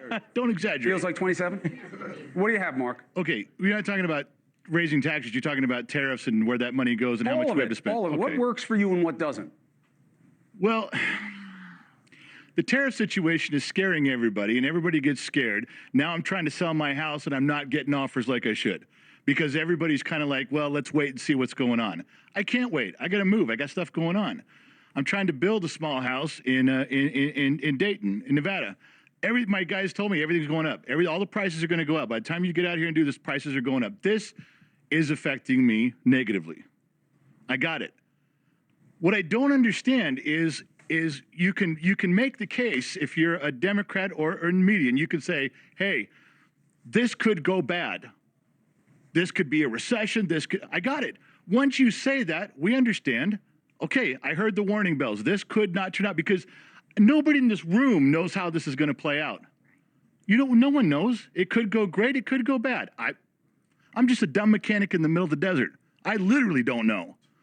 But what I do know is that once you tell me, once you pound into me for a whole week on how bad it could go, stop telling me. Why can't we all fall in line like we did years ago and say, look, Mr. President, some people, I don't agree with you. This could go bad, but you know what? You got my support. Now, I don't know which way it's going to go, but I'm patriotic.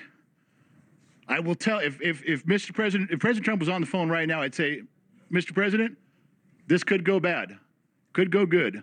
I'm going to tighten my belt. I'm going to buckle down. I'm going to get behind you. I am not going to sit there every day tearing you down and then point the finger and go, see, I told you so. I know it's hurting. I know this is going to take some course correction. It's going to get worse before it gets better. But I will tighten up. I will wait, and I will do whatever I can to support him. I'm just asking he does the best job he can. That's all I'm asking. Do the best job you can, and I'll be with you. Here's my issue. Here's my to clap. But what he's saying incorrect? He's doing the best job that he could do in order to right the wrongs that have happened in America. What else can you ask for? You can sit there and complain. I'm just like, I'm honestly just like him. I'm not just like him, but I mean just like him in the sense of everywhere you turn, you hear something negative about Donald Trump and what he's doing is wrong, and he's doing this, and it could turn out like this and this and that. Okay, great. Well, what are you gonna do? That was the course you were going on anyway. To tell you the honest truth, you were going on a negative course towards a really, really bad recession. Everyone knows this. Now, it's a bad recession. However, it is a controlled recession, or it's not so bad a recession, but yet it's still a controlled recession. There's someone at the helm that actually has the heart to do this and loves America. You're in a good place when that's the case. You could be in a plane where the person wants to kill them. You could be in a plane that's going down, full of passengers. And it just so happens the pilot wants to kill himself. Or you could be in a plane full of passengers where the pilot is like, I'm going to try my best and see what I could do. Or you could be in a plane with a pilot that loves to pilot the plane. He loves to fly planes, and he's been thinking about flying a plane since he was a kid. And he's been flying planes. And he loves the passengers. He has nothing but passion for the passengers on this plane. This plane is going down. Who would you rather be on the plane with? Okay, because America was going down before Trump got in there. Trump has been a businessman since he was a child doing business for America. And he loves Americans. Who would you rather at the helm right now? issue respectfully with what you're saying. Yeah. We all should be patriotic. You're absolutely right. The problem is who's telling us to be patriotic? The people that we would assume hasn't engaged in the level of patriotism we would have liked. I'm not talking about Donald Trump. Well, I'm talking about. Why does someone have to tell you to be patriotic? No, let me explain. What I'm saying to you is that because you're asking us to follow a vision. And so who's speaking about it, who's verbalizing that, who's trying to encourage you while telling you need to be patriotic is somebody's patriotism you may question. That's how Trump got elected, if we're being real about it, because you looked at Capitol Hill but you're going and too it was an far. absolute I know mess. you're going to bring in charts and graphs and focus groups. I got it. I'm not going to. But all I'm saying is that state your opinion. If you say, I don't believe these are going to work. Okay. You tell Trump, I don't believe these are going to work. Then you're done. Say, but I'm going to support you and do whatever I can to be behind you on this for as long as I can do it, because that's what we do. Right. No, we don't do that anymore. We're supposed to. Not anymore. I don't understand that.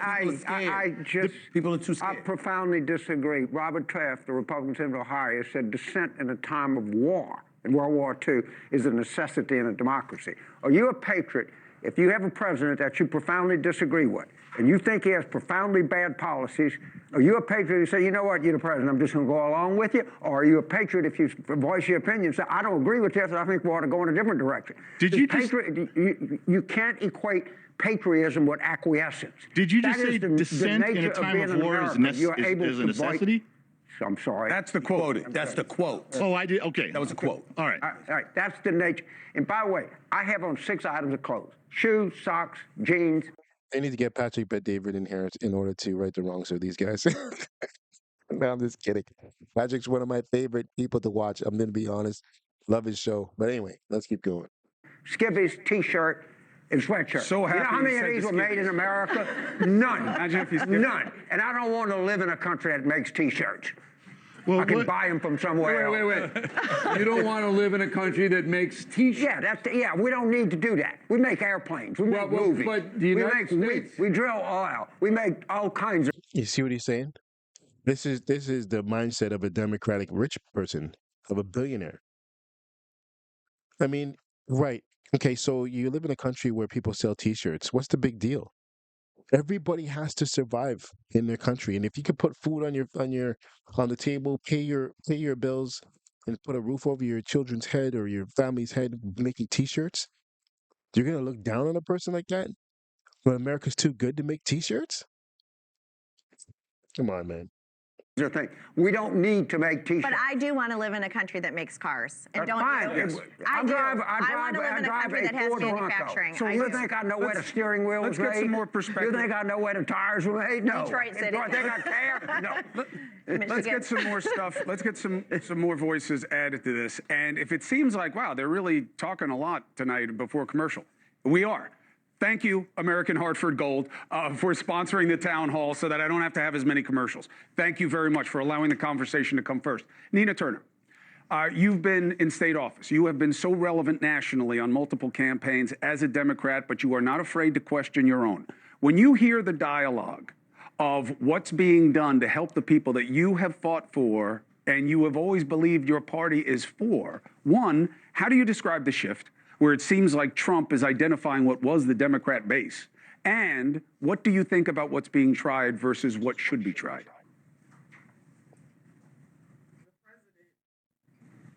Hopefully he will. You need to get her a mic. Get her a microphone. So when I think about my hometown, Cleveland, Ohio, I understand very clearly. Hold on, let me turn this on. It's on. Oh, she has a mic. It's just Is it working now? Is this working now? Yes. There you go. Is this working now? Tech guy. Thank you. Magic. Go ahead. I certainly understand how these trade deals, NAFTA, CAFTA, hit the state of Ohio very hard. So those were neoliberal policies. So when the president talks about tariffs, tariffs should be used as a tool. It should not be done in a chaotic way. And the way that the president is doing it right now is a very chaotic way. UPS just announced that they're laying off 20,000 employees, and they laid it at the feet of these tariffs.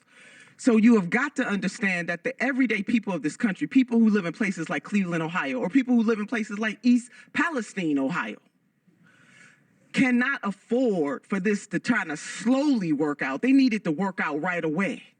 If you are not making a living wage, so people who make lots of money can say, let's wait it out. 90 days is not a problem. That's you. But if you're thirsty, you need water right away. If you're hungry, you need food right away.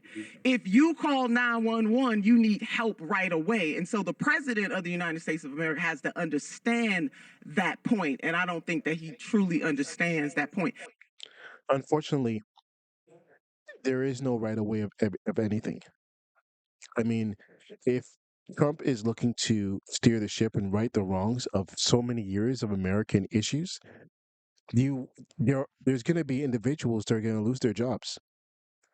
There's going to be individuals that are going to run into issues, and I'm not saying that you don't help them or it's something that should happen, or you shouldn't care for them, so on and so forth. But these are just things that are going to happen. I don't want to consider it to say the word casualties of war or anything, but when you're riding the ship and you're trying to do the right thing, things are going to happen that are unfortunate. And truthfully, what she's saying, it's unfortunate those 20,000 people lost their jobs. But in comparison to the rest of America and the future of your children and the future of your children's children, when you look at 20,000 Americans that lost their jobs and you try to weigh it out, does it balance? It doesn't. As far as living in a nation that makes T-shirts, I mean, so we go and exploit other nations' poor people. Yes. High-speed rail is something that we need to do right here, right now in this country. Greening an economy right now in this country would bring back lots of jobs and not just waiting to ship, so-called ship. We're not shipping jobs back over here to the United States of America. And why is the onus always put on the workers instead of being put on the corporations that shifted those jobs over there to exploit other people's poor people? Those are the kinds of things that we have to look at, Chris. And so now the DEI thing, you know I want to jump in on that. Let me just say this. And when people talk about diversity, equity, inclusion in this nation is just when you talk about merit, we're going to bring back merit. Where was that kind of talk when time and time again it wasn't Black people who did qualify? People lose sight of the fact that the systems in this country were built in such a way, and we cannot deny it, because that is to deny history, that made it harder for Black people who are more than qualified. What is wrong with having diversity, equity, inclusion? When you say the words, we're not gonna hire based on diversity, equity, inclusion, you're making an assumption that just because somebody's Black or just because they're brown or another color, or that they're less than, that they don't have merit. But that's the point. That's the point, and that's the reason why to get rid of diversity, equity, and inclusion. It's to show that it doesn't matter because you're making an assumption. Diversity, equity, and inclusion is showing that you're saying that you're making an assumption that this person has this position because of their background and their ethnicity. Or if you don't have it and the person has a position, what are you going to say? Nothing. That's the reason why you get rid of it. To begin with. And that is a problem. You're creating the other. If the president truly cares about middle class people, then you don't just go in there and just fire everybody or all these people in the federal government without taking a look at it, strategically look at what is happening, and then make the decision. But when you make federal workers the enemy, the last time I checked, when I go to the post office, I don't see my postal worker as the enemy. I see them as a public servant. And that is what too many people in that administration are doing. They're making enemies of other people who are our neighbors, our relatives, and our friends. And that should not be the case in the United States. I can look at her face right now, and I can tell you, dude, if one of your friends owes you 20 grand, 20, 30 grand, you're not going to ask for it. And then when they tell you they're not going to give it to you, are you not going to get upset?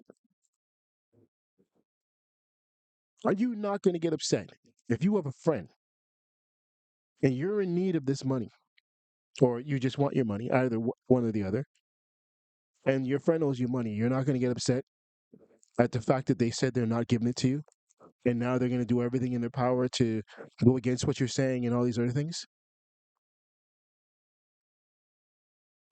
If you went and you decide, you know what, I'm selling this T-shirt to one of my friends, and you sell it to him you sell this T-shirt for $15, and he comes to you with a T-shirt for $75, and you're like, yo, this is the same quality, same. Why is it $75? Oh, you have money. You got money. What? You got money. So I'm selling it to you for 75. Is that fair? See, individuals, I don't know her. I don't know her personally, nothing like that. Obviously, I have no idea who she is. I've never heard of her until this moment. But what she's saying is same type of propaganda that CNN would be spewing on a regular basis, except that she has so much passion behind it. It sounds so real. It sounds so believable when you listen to it. It touches, actually, when she speaks, it kind of touches the heart, no? But when you actually think about it, you're like, yo, wait a second. You're trying to tell me America doesn't have the right to ask for their money from their friends? Oh, you're my friend, so I'm not going to ask you shit? Nah, bro. That's not how things go. States. So, thank you, Nina. Somebody who's helped me understand this dynamic of tariffs, timing, what has to happen in terms of feeding the entrepreneurial spirit that is really the identity of American business and our economics, right? It's small businesses that drive the country. I know a great entrepreneur who is an explosive podcaster. He's got an amazing company called Valuetainment. His name is Patrick Bet-David, and I love him as a friend. I love going on his podcast, and I love his perspective. Patrick, thank you for joining me, my brother. I know you haven't been feeling great, so thank you for rallying. And when you talk and hear about the tariffs and the timing and holding on, what is your perspective as an entrepreneur? And the only edit that's going to be on this is the clap for Patrick Bet-David. A mentor to entrepreneurs about how long is too long, what is the timetable here that people should be thinking about? Chris, great to be on with the phenomenal panel that you have, and it's been great listening to everybody. I will tell you something. When it comes down to elections, whoever wins, they impose their policies. Whether you like the policies or not, they can pursue those policies. One of the main things he talked about, he didn't surprise anybody. He kept telling everybody he believes tariffs are the sexiest word in the dictionary. He says, I think it's love. I think it's religion. Maybe it's God. Maybe number 4 is tariffs. There was no surprise. Here's a part that most of us forget very quickly. Do we forget what happened just March of 2020? What did March 12th of 2020 look like when COVID happened? What was America looking like? What happened to our economy? Who was it to blame? Who caused that? What did we learn about manufacturing? What country did we learn that had all the control over us? Who was it? Now we're finding out that the lab leak was from China, but God knows for how long. If Trump would have said it's China virus, everybody was upset.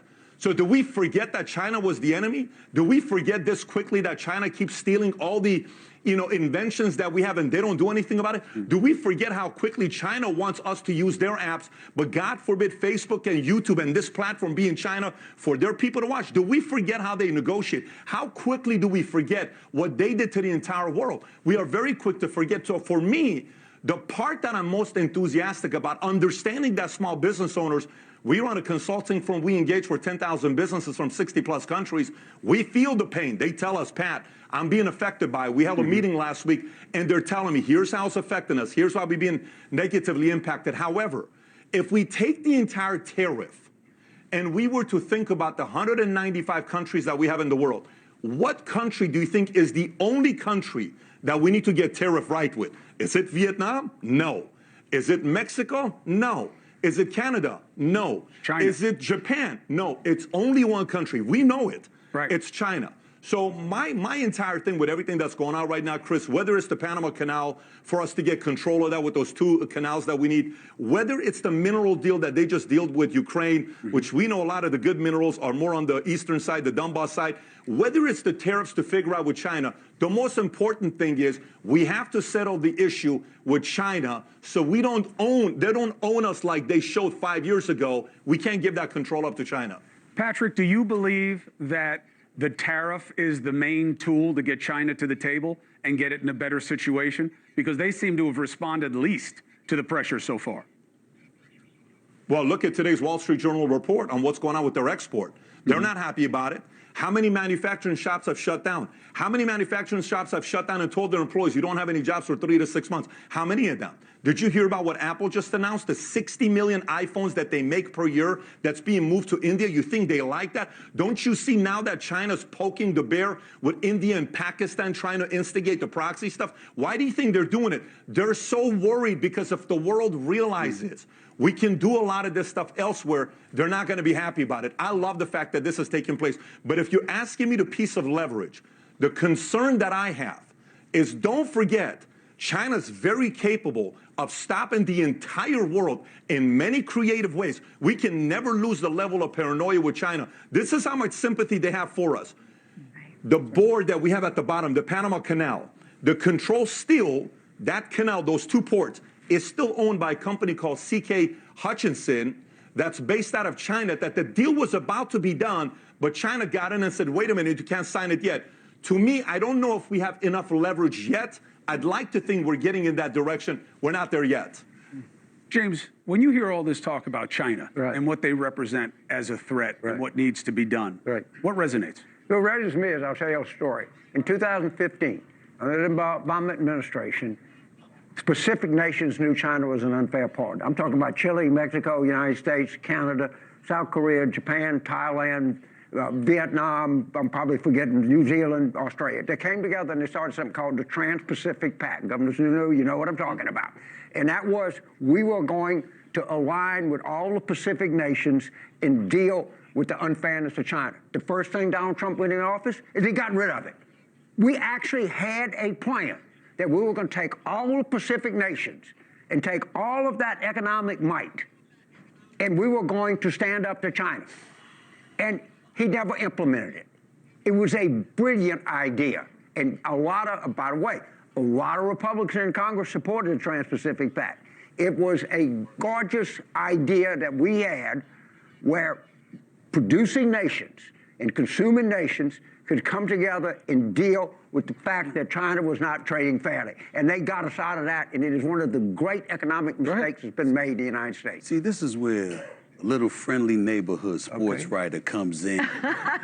And he says, if all those things are true, especially what Patrick Bet-David, my buddy, what he had to say and what you just had to say, why the hell did we put ourselves in a position where we have so much debt we owe to China to begin with? Didn't we play a role in empowering them and building this monster? You're asking the right guy, because when China got into the World Trade Organization, President Clinton was fundamental in it, and the Republican Congress. Nancy Pelosi and the Democrats were lukewarm to cold on it. They didn't give all the votes. The Republicans did, with President Clinton. Why did he want China in the WTO, and do you think it was the wrong move now that you look at where we are? I think that if we would have done the Trans-Pacific Pact, we would have dealt with that issue. There's no way you're going to keep China out of the world economy. It's just, it's too many people. It's the second largest economy in the world. Good luck in keeping them out. We had a way to deal with that with some of the best countries. You know, I like hanging out with South Korea and Japan and Australia and Thailand and Vietnam and Mexico. I don't like hanging out with Belarus and Russia and North Korea. Those are not my friends. Those are not countries that I admire. Japan is a country that I admire. I was just over there with my friend the ambassador. So I think we had a chance to do it. Honestly, we threw it over the fence. But just like you just brought up China, then I'll pass it to everybody else. Like, you're a sports fan. So I'm thinking about the fact that if you're a franchise, right, you want to hand over the keys to everything to one particular player at the expense of the collective whole. It's problematic. You got China out there. If you know they're going to be a problem, why are you doing business primarily with them in such a way where you end up being beholden to them or at their mercy when there was so many other countries to do business with, so you didn't have to be at the mercy of China? What about that thinking? Am I wrong? And I think the answer there is, look, back in the 90s, nobody thought China would be where they are today by 2024. Nobody knew that economy. What about it was a mistake. What about the enablers? What about the corporations and the banks and the funds that ran over to China to take advantage of cheap labor, human rights that don't exist, right? No environmental regulations, and none other political concerns. And they made a ton of money, and they let all the jobs from here that were in that sector just evaporate. And we're paying That's for the it. point that Nina's making about at what point do the people who are growing the fastest, the billionaires, start to have to share more in burden than just benefit? And then you say that, and everybody says you're a commie. Oh, I'm a commie. But when we bail you out in 2008 and let all the homeowners go down, that's capitalism. But that's today, right? Look, the main thing tariffs are going to hurt are corporate profits. That's what's going to really get crunched with these tariffs. And that's exactly the burden that a lot of the corporations in America are now going to have to bear. God forbid they have to rethink making 345 and they're going to have to do what they make versus their workers. God forbid they got to rethink it. I want to go to Chris. Hold on. Let me bring in Chris from Nevada, and then you'll come right in. All right, okay. Chris from Nevada. Where are you? There you are. How are you, handsome? What's your question? Say more. Yeah, my question is about immigration. Specifically, I think the administration has done as much as they can in terms of ending birthright citizenship and setting standards for people who are in the country. But where is the Republican Party defending Trump in terms of getting people out faster? Because there were so many federal laws that were violated under the Biden administration, bringing all these people in. For example, we have a law in the books that say if you go on welfare, or if you want to claim asylum, you have to go to the first country that'll accept you. And all of those laws were ignored, every single one of them. So why is there a conversation now about due process to get these people out when the Biden administration for so long blatantly ignored federal law and no one even really stopped to talk about it? Well, two things can exist at once, right? Due process is a legitimate concern, okay? How much, in what ways, that's all debatable. When the Supreme Court puts down a ruling, unless you can change the basis for the ruling, you're supposed to follow it. That can be true, and it is, as well as the fact that there's no question that the Biden administration and other administrations ignored laws at their own convenience when it comes to enforcing or not enforcing immigration policy. And it was a big reason the election went the way it did. Who wants to weigh in? Well, the one thing I want to say is that there's an easy answer to that question. If the border is open, you will voluntarily show up to go across the border. Right. If the border is now closed, but you're already in, you're going to hide like hell to make sure you ain't deported. Right.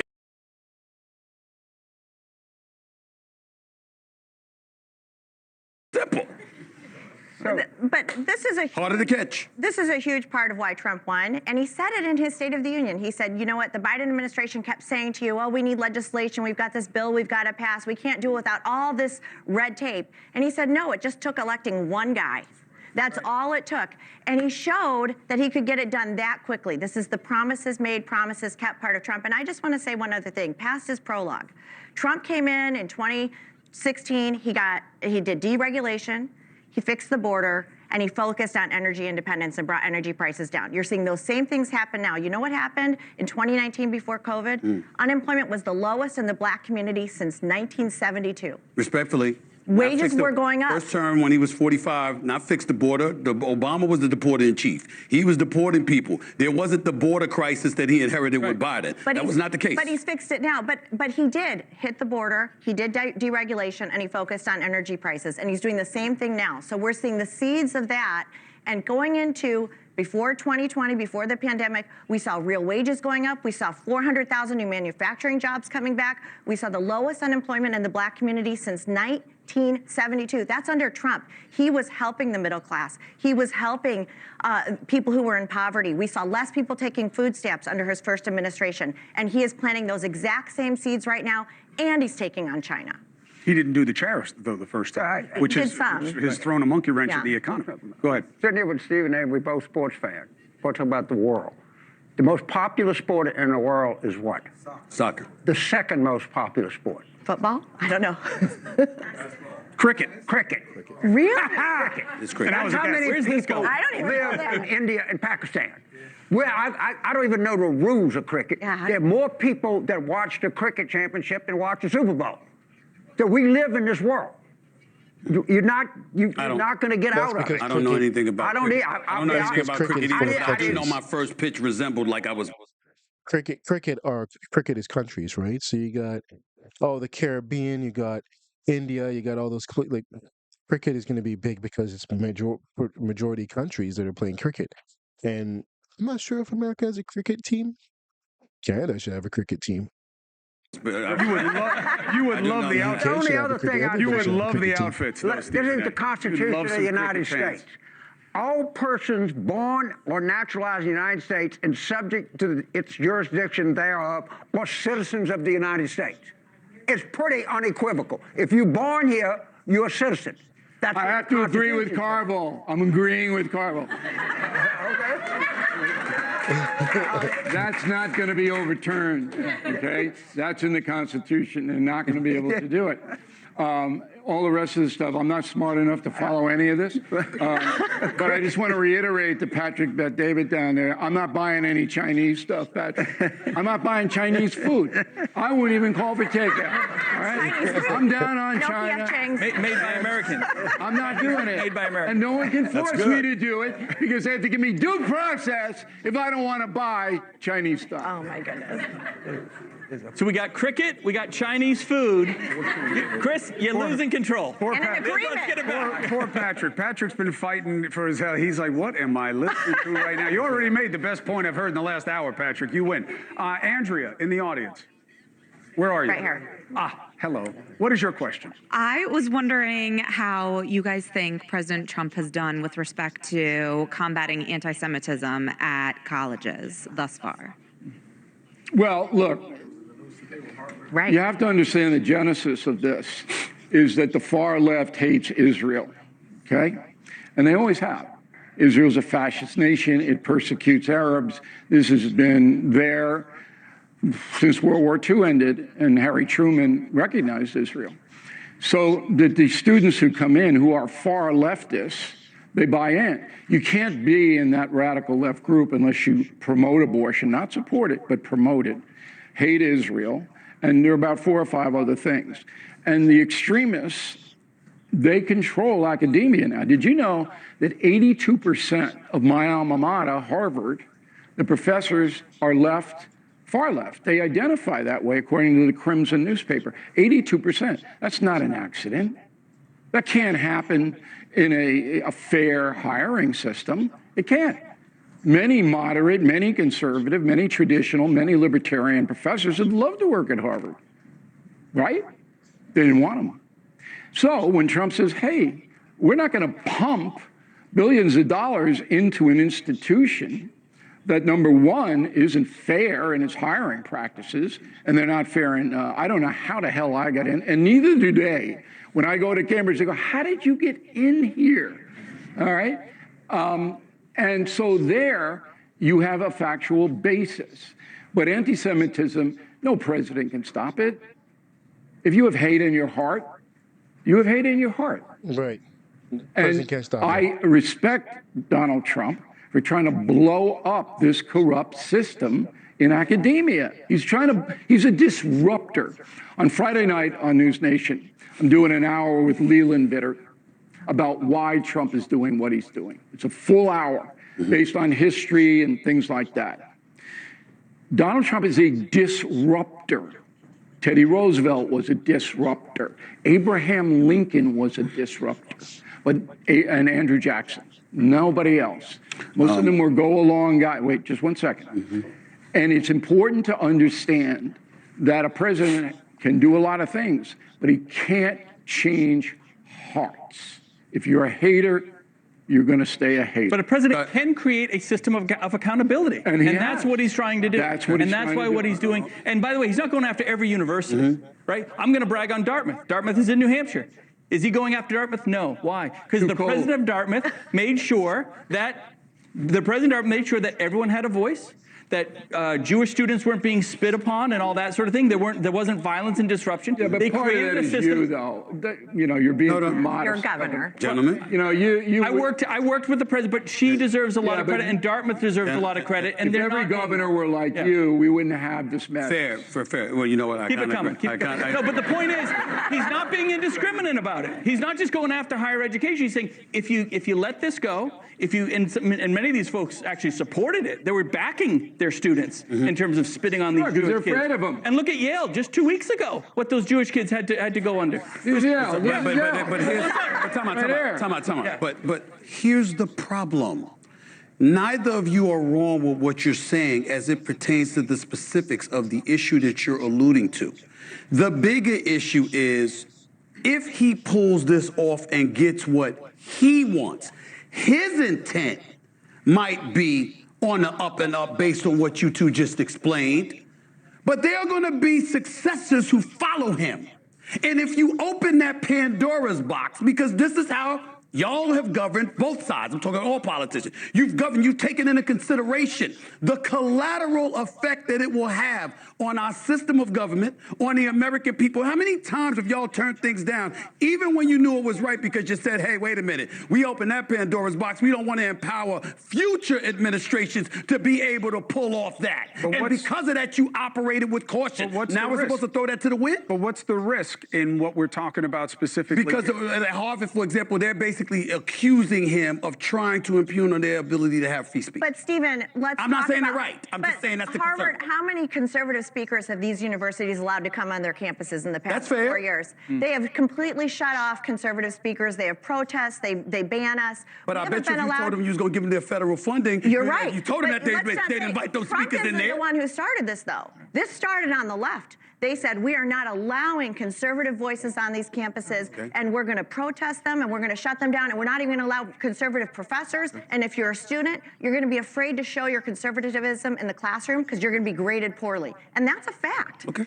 Listen, I hear it, but I think what we just lived through, I'd much rather be a conservative trying to get on campus than what we saw with these Jewish kids. Right. Oh, 100%. I'm not comparing it. I think that when you go across a certain line, it becomes very obvious. And they let it happen. They let it happen. I agree. In Columbia here in New York City, those idiots up there ran Columbia. And let it happen. Sometimes you wind up doing something which may not be the most important thing, but it gets a spotlight on you.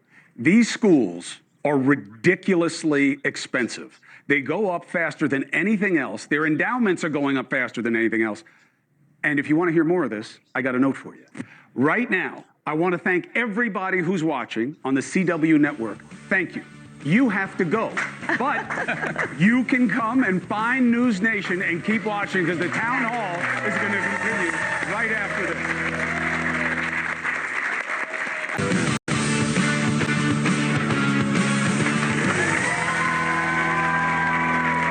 Welcome back. I'm Chris Cuomo. Welcome back to News Nation's Town Hall. President Trump is 100 days plus into his second administration. We're taking a look at what's working, what needs to be done better, and why. Great guests tonight, perspective across the spectrum. Bill O'Reilly, Stephen A. Smith, Ronna McDaniel, Chris Sununu have been here. We had Steve Bannon. We had James Carville.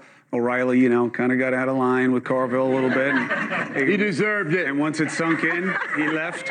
And we had Patrick Bet-David. And now we're doing something for you, if you just switched over from wherever else you were watching us or listening to us, that only happens on News Nation. And I only say that because it's not easy, okay? There's one guarantee in political coverage right now. Members of the two parties do not want to be on at the same time, okay? Now, my show at News Nation has made this a priority because I know you need to see it, okay? You need to see that Republicans and Democrats can talk. They may not agree, but they can be on the screen at the same time. Pretty low bar, but if you think about it, there's no other show where you're going to see it. We do it here, and I'm very grateful for it, all right? Joining me now are two friends of this show. I respect them both, okay? Massachusetts Democrat member of Congress, Jake Auchincloss, and Georgia Republican member of Congress, Dr. Rich McCormick. To those who are watching for the first time, I want to say to you guys, you've done this consistently and you do it well, and I thank you for it. You are showing people that you can disagree without being disagreeable. So thank you both. So I'll start with you, Jake, what we've been talking about. I don't know if you heard the president's interview, but he was basically saying, look, somebody's got to save the country from these trade imbalances and America getting taken advantage of. It's not going to be easy. It may not be quick. There may be some pain, but it had to be done. Your response? Chris, thanks for having me on. Rick, it's nice to be with you again. Chris, I have a trade imbalance with my grocery store. It doesn't mean my grocery store is taking advantage of me. The president is using talking points to obscure the fact that he has broken his core campaign promise. His core campaign. You do not have a trade imbalance with your grocery store. How do you have a trade imbalance with your grocery store? Why? Because you're purchasing from your grocery store and you're not actually giving the grocery store anything? That doesn't make any sense. What is this guy saying? That he's growing fruits and vegetables and the grocery store won't take them? That's the only way you can have a trade imbalance with someone. But yet you still go to the grocery store and you buy the same fruits and vegetables. and other things. Come on. That doesn't make what he just said made no sense. Campaign promise was, I'm going to be good on the economy. He's been bad on the economy. The economy contracted this last quarter. If it does that again next quarter, it'll be a recession, the first man-made recession in American history. And there's every indication that it will. Price expectations are surging. Private sector employment is contracting. And we've got Walmart and Dollar General CEOs saying that their customers don't have enough money to last until the end of the month. The president is failing on the economy right now. How do you see it, Doc? I disagree. First of all, I just came from a lectureship at the Library of Congress. They were talking about Reagan. They were talking about what a great president, what he did for America. One of the greatest things that Reagan did when he came in after the end of the Carter administration is give back America its mojo. Make you proud to be an American. Stand up to the bad guys. Talk about responsible government. Talk about common sense government where you don't have 10 million people coming across the southern border, where you're not ashamed to make money, where you're not relying on class warfare and racial baiting to make your point, to pay off people to vote for you. Those days are over. Those days of hiring people for millions and billions of dollars to do the wrong thing here in America and overseas are over. We're going back to accountability. I think that's something America wanted. That's what they voted for. That's what they're going to get. Whether the economy falters or not in the short term, look at us in about a year. That's when we're going to be able to tell. That's when the midterms are going to reflect on everything that happens. Because when you have 70 countries come to the table and say, let's have zero tariffs, that is a huge win for America. Jake? Chris, my friend from Georgia just set the world indoor record for MAGA talking points. I'm glad that he thinks people shouldn't be ashamed to make money. I agree. This is capitalism. The good news is no one's going to be ashamed because no one's making any money. $4.6 trillion have been wiped off the value of the stock market under President Trump's tenure. Okay, that's people's retirement accounts. That's how they save for their kids' college educations. That's how they ensure that they have financial freedom as they enter their golden years. And it's gone because him and Howard Lutnick put together a PowerPoint slide calculated with first grade math. Nobody in this world is taking us seriously right now. Russia is laughing at us across the negotiating table. China can't even figure out what the tariffs mean. And Japan and Australia and our allies in Europe are wringing their hands wondering what happened to the country. It sounds like he's reading off a script. They used to be able to rely upon. Meanwhile, the cost of a vehicle in this country is going to go up by $7,500 with nothing to show for it. All right, you got a lot of people rubbing their hands on their pants. Okay, Especially him. With all due Hey, respect, Congressman. Let's talk about the biggest robbery to anybody's savings account is inflation. Hold on. Party politics bores me to death. Okay? You guys are champions on it. It's not a MAGA thing, it's a party. You can't possibly think that within 100 days, Donald Trump has wrecked the entire U.S. economy. That's absurd. Nobody would make that statement other than a partisan player.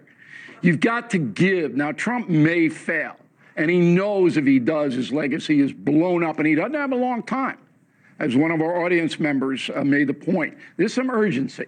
But to just say, oh, $1 trillion is gone, when the stock market could go up 5,000 points in 2 weeks if the trade deals that Trump is saying are going to happen do happen. So let's stay in the real world and let's try to put the party nonsense aside, okay? And I would add party nonsense. It is nonsense. It's party nonsense, okay? And he's clearly reading off some sort of a script as well. Clearly. Congressman, and you know it. You're reading off a script. You're bringing in a script that you've said 50 times in the last 3 days. It's nonsense. Bill, don't talk to me about nonsense. When I'm out in my district talking to small business owners who are laying off their workers, I am talking to social service providers. What's the unemployment rate in the country, Congressman? What's the unemployment rate in the country? This is the economy that Donald Trump is creating. See, the problem right now is this congressman, what he just did, he just screwed himself. And you see how smooth and how cool he sounds right now when he's talking about his constituents in his district and all these other things. You see how smooth that sounds? He didn't sound like that earlier. He sounded like he was reading it. Right now, it sounds very smooth. Bill O'Reilly called him out. I technically said it too, but Bill O'Reilly's on the show, so we're going to give him the credit, and he's a superstar, right? He was reading off a script, and now he's not reading off a script because he's upset and he has to reply back to Bill O'Reilly. The unemployment rate in the country. And at the same time, you don't know. At the same time as he is adding $7 trillion. You don't know what the unemployment rate in the country is. It's 2.4. Oh, no. You didn't have to treat him so horribly because he doesn't know he's probably one of his people, or he's using probably a teleprompter or something. He's trying his best to find that information right now. Right now, look at him. Don't give me this. Let's remember back, the congressman brings up a good point about Reagan. 81 and 82, the economy was in tough shape, right? He had to make tough decisions. He said, be patient. And in 84, not only was it a huge electoral win, but the country's economy was absolutely booming. So these things absolutely do take time. And to Bill's point, there's only two issues. The tariffs, the jury's out on the tariffs. We'll see where it lands. But politically, there's only two metrics that Americans will vote on. Do I have a job? Is the cost of living too much? So it's unemployment and inflation, unemployment and inflation. And depending on where those two things are come November of 26, will determine whether people are voting in or out for the Republican Party. Governor, one more point. The Republicans do this too. I know I was hard on the congressman from the Democratic side, but the Republicans say, if you listen to talk radio, oh, this is going to be magic. Yeah. The carpet is going to take everybody into prosperity. They don't know that. They don't know. That's right. They're just reading off the damn script. Right. And I'm tired of the damn script. Well, I'm tired of the damn script too. Good. But I also understand why they're doing it. And they're doing it so because... empathetic. Listen, because the objective is to get reelected. The objective is to remain in power. Not here. The objective is not here, but the point is, you invited them here, so you got to know what you get. I didn't invite them. You got to know what you get. You got to know what you get. I would have had a whole different That's what I'm trying to say. Now, I like the guys. The only guy I invited was Trump. He invited all the others. Actually, you invited me too, but that's beside the point. The point that I'm trying to make to you is that... blew it. Now your reputation's shot. There we go. You're trying... Listen, the Democrats' only shot, they got to win the midterms. They're going to do whatever they must to win the midterms. It is up to us. It is up to us to deduce what they're saying, what is valid and what is invalid, to decide what direction we're going to go in. It's not their job to do the homework for us. Listen, I'm with you. There's nothing that's been neglected more than what it really means to be a citizen. Okay, I blame the parties all the time. I like Jake and I like Doc McCoy. So do I. I think that they're fair brokers and they're definitely members of parties. And that's not a problem because you can't exist in the system without it. And people use talking points. The president was using talking points. It's not an unusual thing. They all do it. I would argue that there's a matter of degree, and I think the president has set a new standard. Yeah. But be that as it may, the real problem that we have with Congress, and the reason I invite you guys on, and I appreciate you so much doing it, no matter what Bill says, is that without Congress, none of the things that Trump wants to do are going to get done the way they need to.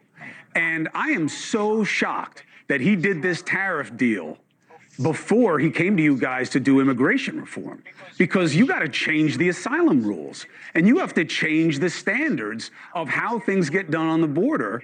And you have to really deeply consider how we deal with people who are in this country right now. The president doesn't have the power to do it alone, and he's going to try. Doc, there's questions to you first, and then I want Jake to weigh in on it. He's doing it because he doesn't think you will get it done. He doesn't think you'll get him a bill. So he's doing it himself, and we both know he's going to get jammed up. Is there responsibility within your party to make some legislation to motivate this agenda? Yeah, we're going to have to codify a lot of things he's doing. But as Stephen A. Smith referred to, what's interesting is Obama and Clinton and Biden had the same laws we had before when we had immigration, when Obama was the chief deporter. These laws didn't change when Biden came in and suddenly all of a sudden we had to open the border. That was an executive order. That was him saying we're going to open up. We're going to accept tens of millions of people into America on your American dime. The question is, do the American people, this is a common sense question. This is not politics. This is what lost the election for the Democrats, in my opinion, is they said, it doesn't make sense. I'm not going to pull money out of my pocket to have somebody come from nations and nations away, going through Mexico because they're unsafe in Mexico somehow, and come to America and stay in a 4-star hotel, get a free cell phone, get 3 squares on my dime when I don't even have enough money for my family and the economy can handle, because in the future we're going to have so much debt. Now, this guy's talking. This guy is talking. America cannot sustain it and will not be the world economic power, the industry standard of currency in the future if we don't get more responsible. That's why they lost. Jake, what's your take on this? Chris, my take is that other than Governor Sununu on that stage, nobody who is on that stage right now has talked to an actual constituent in years. I have done 16 town halls in the last 3 months. I am talking to my constituents, and what I am hearing repeatedly is people are afraid. People are... What is this guy saying right now? That these people don't talk to regular people? Oh my God. Are afraid Representative. at how badly managed this economy is being. They are afraid at how weak this president is on the global stage. Sir? And I would ask my question to my friend from Georgia here. You talk about the national debt. I agree with you. The last president to balance the budget, by the way, was a Democrat. The next president to balance the budget should be a Democrat too. And my question for you is, if you worry about the national debt, why did you just vote to add $7 trillion to the national debt 2 weeks ago? Actually, I didn't. If you look at my voting record, I voted against the CR in December. One of 34 people that voted against the CR in December, because 100% of the Democrats voted for it. I knew it was a bad bill. If you look at the history of what I proposed and what I'm trying to get done, everything, I let you speak. I let you speak. We're not going to do that. You're going to let me speak now. So if you're going to talk about the debt, tell me one thing that the Democrats have seriously considered that would reduce debt in America. I'm one of the 34. I'm one of the holdouts. I'm the one guy. I will go to war with anybody over this debt crisis because I think it is the future of American state. It's not a partisan issue. I think we're going to have to deal with Social Security. That's a bipartisan issue. But I'm not going to play games over that. You cannot come up with one thing the Democrats have done to reduce. I'm going to interject to say this to the representative. That kind of attitude where you just said only one person on this stage has talked to constituencies other than you. That's why y'all lost. Because let me tell you something. Let me tell you something right now. Oh, that's what I'm talking about. I can go to an arena with 20,000 people or a stadium with 80,000 people, and I can run across tens, if not hundreds of people that speak on these issues. Just because you're not speaking directly to a politician doesn't mean you're not speaking directly to the issues that affect the American public. You can't say something like that, sir, respectfully. And he's going to be president. I totally agree. I know. You saw how it went. You, Jake, you can't see Stephen A., but when he was saying that, that question, that answer, and saying something like that was completely out of line. He was completely out of line with what he said. He's not following them. He's not behind them. He doesn't have a camera on them. Why? Because they're not talking to constituents in front of you, that means it's not happening? He doesn't know what's going on behind closed doors. What is he, omnipresent? Is he God now? Do you know everything? No, you don't. That statement was completely out of line. the thumb and the fist looks like a politician. I'm telling you that right now. Jake, I got to jump. I'm out of time, but we're going to continue this conversation. Jake Alkencloss, you're always welcome to make the arguments here, and they're often very cogent. Dr. McCormick, same. Thank you very much for being here. Thank you for letting the new audience that's watching us tonight see what we're about. Thank you for being part of it. Now, Chris, thank you. Rana, thank you. Stephen A., thank you. Big Bill, thank you. I'm blessed with great friends who come to help me out and do the job for the people at News Nation. Thank you for being part of that. Most of all, thanks to each and all of you. I appreciate your patience. I appreciate your indulgence in being part of this. And to all of you, this is what News Nation's about. This is what we do on a nightly basis. I don't always have these big shots, but we do the best we can, and we do it for you. I want to thank everybody. I want to thank the team, and most of all, I want to thank our sponsor. You don't usually hear that from a journalist, but I'm telling you, I can't have these kinds of conversations without that kind of corporate partnership. And Cuomo did a pretty good job tonight, right? Yeah, Cuomo did a good job. He's going to pick up He did a good job balancing Thank you for being with News Nation. We'll do it again. So my take, I think you know my take because I've been talking about it the whole time. This A platform like this, with names like this, all on the same platform, discussing the issues, discussing the topics, is probably one of the most important things America can see right now. Right? Forget about all those other stations. Right? Not saying just to watch News Nation. I'm not saying that. But what I mean is, like, in regards to the other stations and how they covered the 100 days, this has been the best I've seen so far. I've seen others, but this is the best I've seen so far. And just like the individual, I don't remember who said it, but somebody said just now that Chris Cuomo did a great job. He did. He did an amazing job staying balanced, staying even, making sure that everyone had an opportunity to say. I mean, I would love to have heard Patrick Bet-David say some more because he always has some great takes and some great insight. But unfortunately, I guess because of the panel and all the people that were there, he didn't have an opportunity to say too much. But so far, from what I've seen, this is the best so far. And if America can see something like this, it gives them an opportunity to make other choices in regards to what they decide to soak in on a regular basis in regards to their news. But just like Chris said, thank you so much.